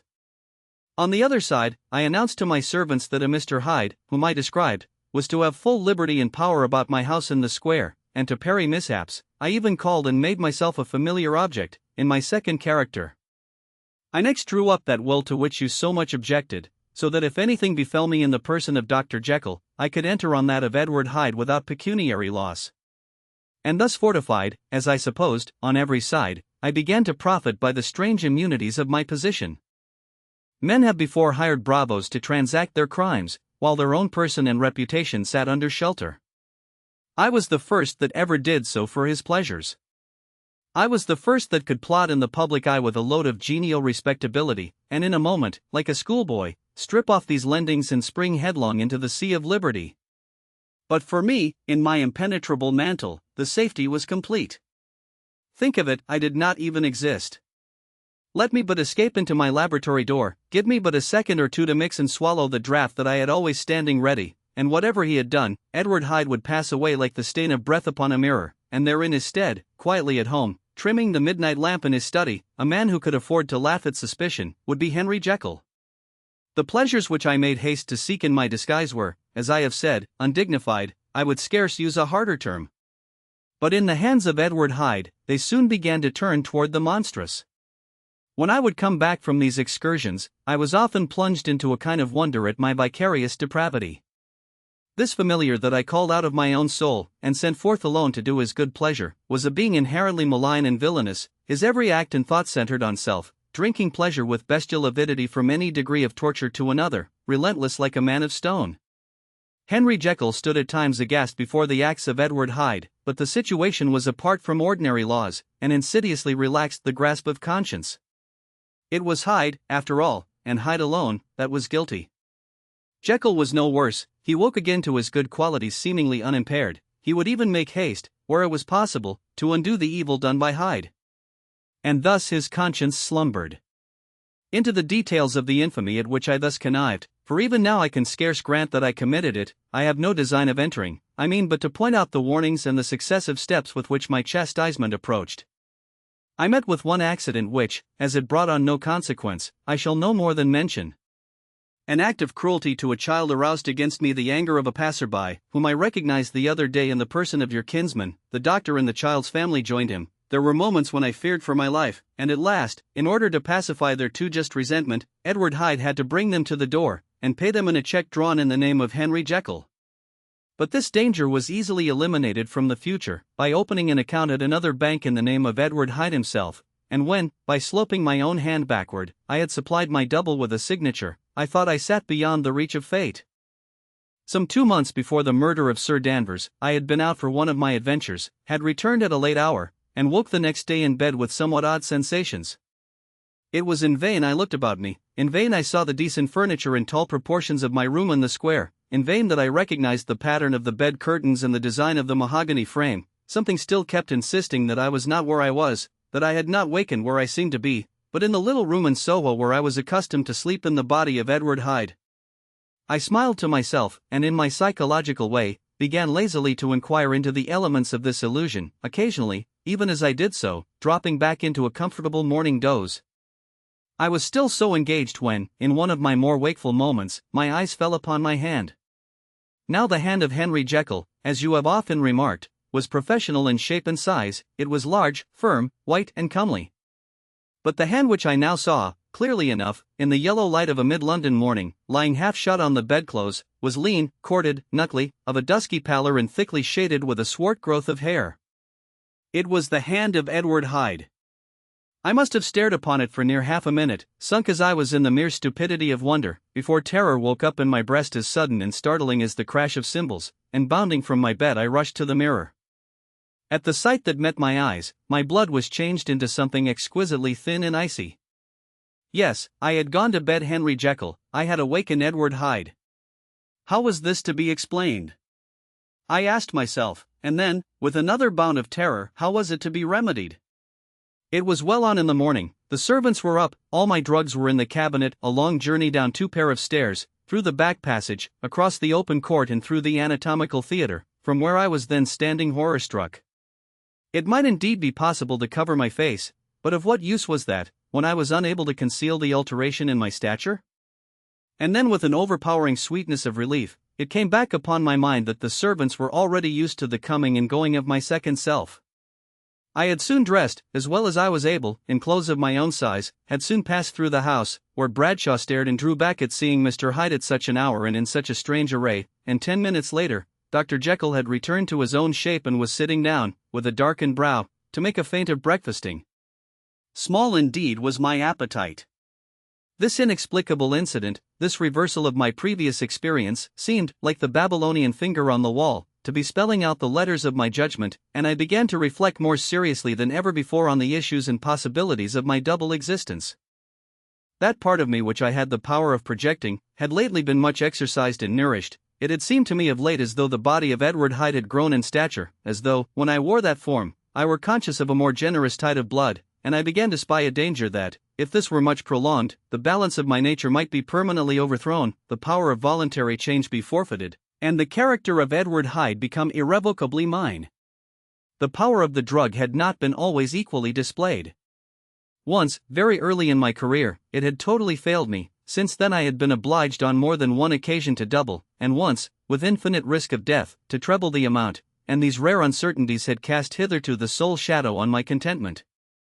Now, however, and in the light of that morning's accident, I was led to remark that whereas, in the beginning, the difficulty had been to throw off the body of Jekyll, it had of late gradually but decidedly transferred itself to the other side.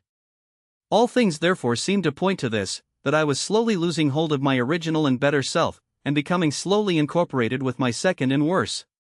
Between these two, I now felt I had to choose. My two natures had memory in common, but all other faculties were most unequally shared between them. Jekyll, who was composite, now with the most sensitive apprehensions, now with a greedy gusto, projected and shared in the pleasures and adventures of Hyde, but Hyde was indifferent to Jekyll, or but remembered him as the mountain bandit remembers the cavern in which he conceals himself from pursuit. Jekyll had more than a father's interest, Hyde had more than a son's indifference. To cast in my lot with Jekyll, was to die to those appetites which I had long secretly indulged and had of late begun to pamper. To cast it in with Hyde, was to die to 1,000 interests and aspirations, and to become, at a blow and forever, despised and friendless. The bargain might appear unequal, but there was still another consideration in the scales, for while Jekyll would suffer smartingly in the fires of abstinence, Hyde would be not even conscious of all that he had lost. Strange as my circumstances were, the terms of this debate are as old and commonplace as man, much the same inducements and alarms cast the die for any tempted and trembling sinner, and it fell out with me, as it falls with so vast a majority of my fellows, that I chose the better part and was found wanting in the strength to keep to it. Yes, I preferred the elderly and discontented doctor, surrounded by friends and cherishing honest hopes, and bade a resolute farewell to the liberty, the comparative youth, the light step, leaping impulses and secret pleasures, that I had enjoyed in the disguise of Hyde. I made this choice perhaps with some unconscious reservation, for I neither gave up the house in Soho, nor destroyed the clothes of Edward Hyde, which still lay ready in my cabinet. For 2 months, however, I was true to my determination. For 2 months, I led a life of such severity as I had never before attained to, and enjoyed the compensations of an approving conscience. But time began at last to obliterate the freshness of my alarm, the praises of conscience began to grow into a thing of course, I began to be tortured with throes and longings, as of Hyde struggling after freedom, and at last, in an hour of moral weakness, I once again compounded and swallowed the transforming draught. I do not suppose that, when a drunkard reasons with himself upon his vice, he is once out of 500 times affected by the dangers that he runs through as brutish, physical insensibility, neither had I, long as I had considered my position, made enough allowance for the complete moral insensibility and insensate readiness to evil, which were the leading characters of Edward Hyde. Yet it was by these that I was punished. My devil had been long caged, he came out roaring. I was conscious, even when I took the draught, of a more unbridled, a more furious propensity to ill. It must have been this, I suppose, that stirred in my soul the tempest of impatience with which I listened to the civilities of my unhappy victim. I declare, at least, before God, no man morally sane could have been guilty of that crime upon so pitiful a provocation, and that I struck in no more reasonable spirit than that in which a sick child may break a plaything. But I had voluntarily stripped myself of all those balancing instincts by which even the worst of us continues to walk with some degree of steadiness among temptations, and in my case, to be tempted, however slightly, was to fall. Instantly the spirit of hell awoke in me and raged. With a transport of glee, I mauled the unresisting body, tasting delight from every blow, and it was not till weariness had begun to succeed, that I was suddenly, in the top fit of my delirium, struck through the heart by a cold thrill of terror. A mist dispersed, I saw my life to be forfeit, and fled from the scene of these excesses, at once glorying and trembling, my lust of evil gratified and stimulated, my love of life screwed to the topmost peg. I ran to the house in Soho, and, to make assurance doubly sure, destroyed my papers. Thence I set out through the lamplit streets, in the same divided ecstasy of mind, gloating on my crime, light-headedly devising others in the future, and yet still hastening and still hearkening in my wake for the steps of the avenger. Hyde had a song upon his lips as he compounded the draught, and as he drank it, pledged the dead man. The pangs of transformation had not done tearing him, before Henry Jekyll, with streaming tears of gratitude and remorse, had fallen upon his knees and lifted his clasped hands to God. The veil of self-indulgence was rent from head to foot. I saw my life as a whole, I followed it up from the days of childhood, when I had walked with my father's hand, and through the self-denying toils of my professional life, to arrive again and again, with the same sense of unreality, at the damned horrors of the evening. I could have screamed aloud, I sought with tears and prayers to smother down the crowd of hideous images and sounds with which my memory swarmed against me, and still, between the petitions, the ugly face of my iniquity stared into my soul. As the acuteness of this remorse began to die away, it was succeeded by a sense of joy. The problem of my conduct was solved. Hyde was thenceforth impossible, whether I would or not. I was now confined to the better part of my existence, and oh, how I rejoiced to think of it! With what willing humility I embraced anew the restrictions of natural life! With what sincere renunciation I locked the door by which I had so often gone and come, and ground the key under my heel! The next day, came the news that the murder had not been overlooked, that the guilt of Hyde was patent to the world, and that the victim was a man high in public estimation. It was not only a crime, it had been a tragic folly. I think I was glad to know it. I think I was glad to have my better impulses thus buttressed and guarded by the terrors of the scaffold. Jekyll was now my city of refuge, let but Hyde peep out an instant, and the hands of all men would be raised to take and slay him. I resolved in my future conduct to redeem the past, and I can say with honesty that my resolve was fruitful of some good.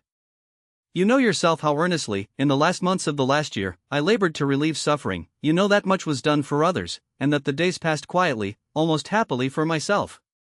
Nor can I truly say that I wearied of this beneficent and innocent life. I think instead that I daily enjoyed it more completely, but I was still cursed with my duality of purpose, and as the first edge of my penitence wore off, the lower side of me, so long indulged, so recently chained down, began to growl for license.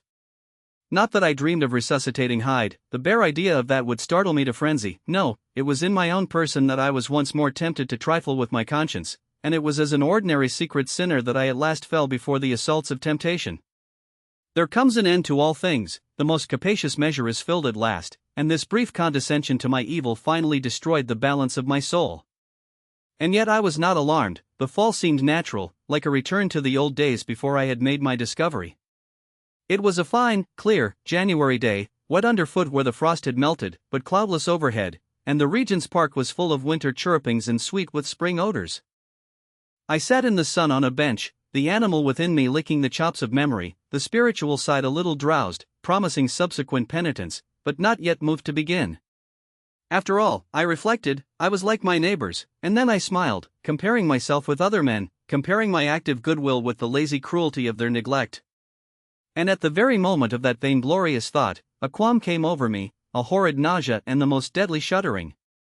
These passed away, and left me faint, and then as in its turn faintness subsided, I began to be aware of a change in the temper of my thoughts, a greater boldness, a contempt of danger, a solution of the bonds of obligation. I looked down, my clothes hung formlessly on my shrunken limbs, the hand that lay on my knee was corded and hairy. I was once more Edward Hyde. A moment before I had been safe of all men's respect, wealthy, beloved, the cloth laying for me in the dining room at home, and now I was the common quarry of mankind, hunted, houseless, a known murderer, thrall to the gallows.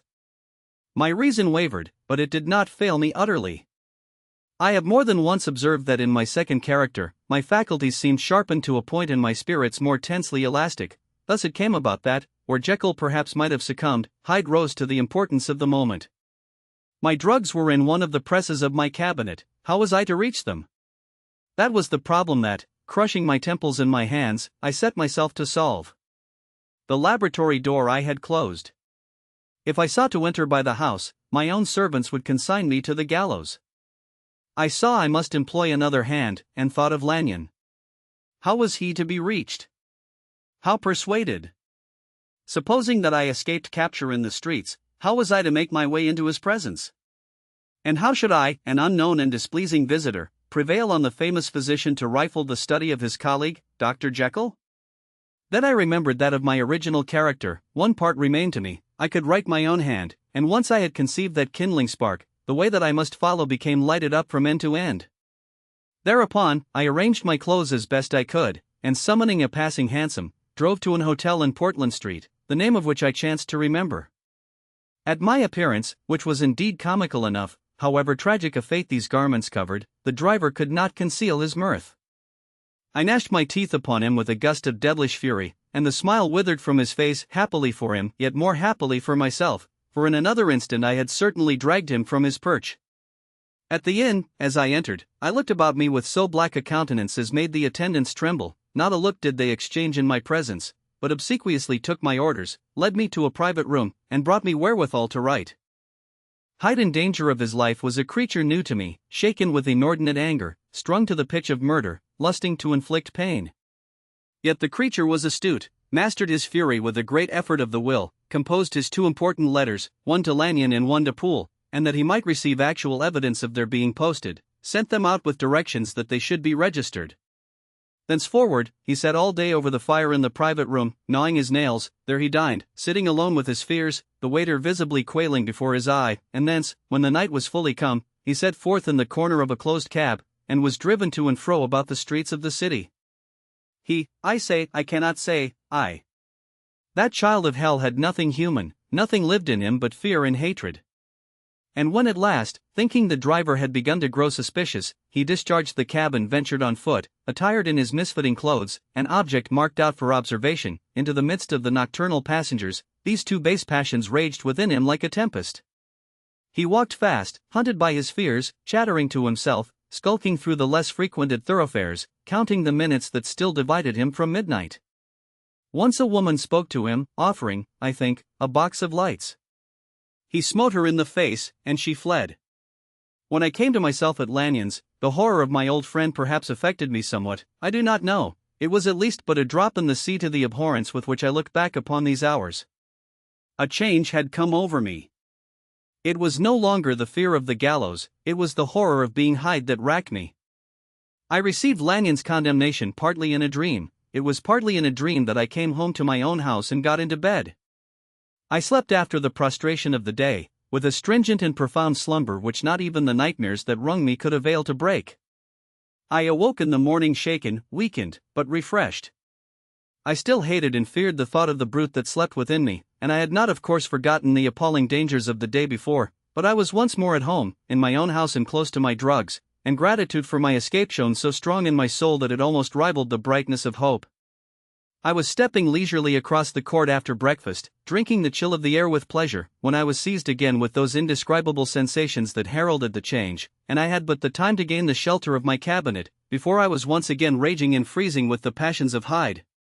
It took on this occasion a double dose to recall me to myself, and alas! 6 hours after, as I sat looking sadly in the fire, the pangs returned, and the drug had to be re-administered. In short, from that day forth it seemed only by a great effort as of gymnastics, and only under the immediate stimulation of the drug, that I was able to wear the countenance of Jekyll. At all hours of the day and night, I would be taken with the premonitory shudder. Above all, if I slept, or even dozed for a moment in my chair, it was always as Hyde that I awakened. Under the strain of this continually impending doom and by the sleeplessness to which I now condemned myself, even beyond what I had thought possible to man, I became, in my own person, a creature eaten up and emptied by fever, languidly weak both in body and mind, and solely occupied by one thought, the horror of my other self.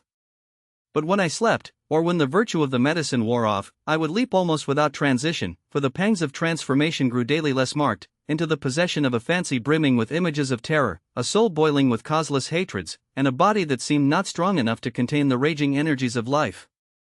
The powers of Hyde seemed to have grown with the sickliness of Jekyll. And certainly the hate that now divided them was equal on each side. With Jekyll, it was a thing of vital instinct.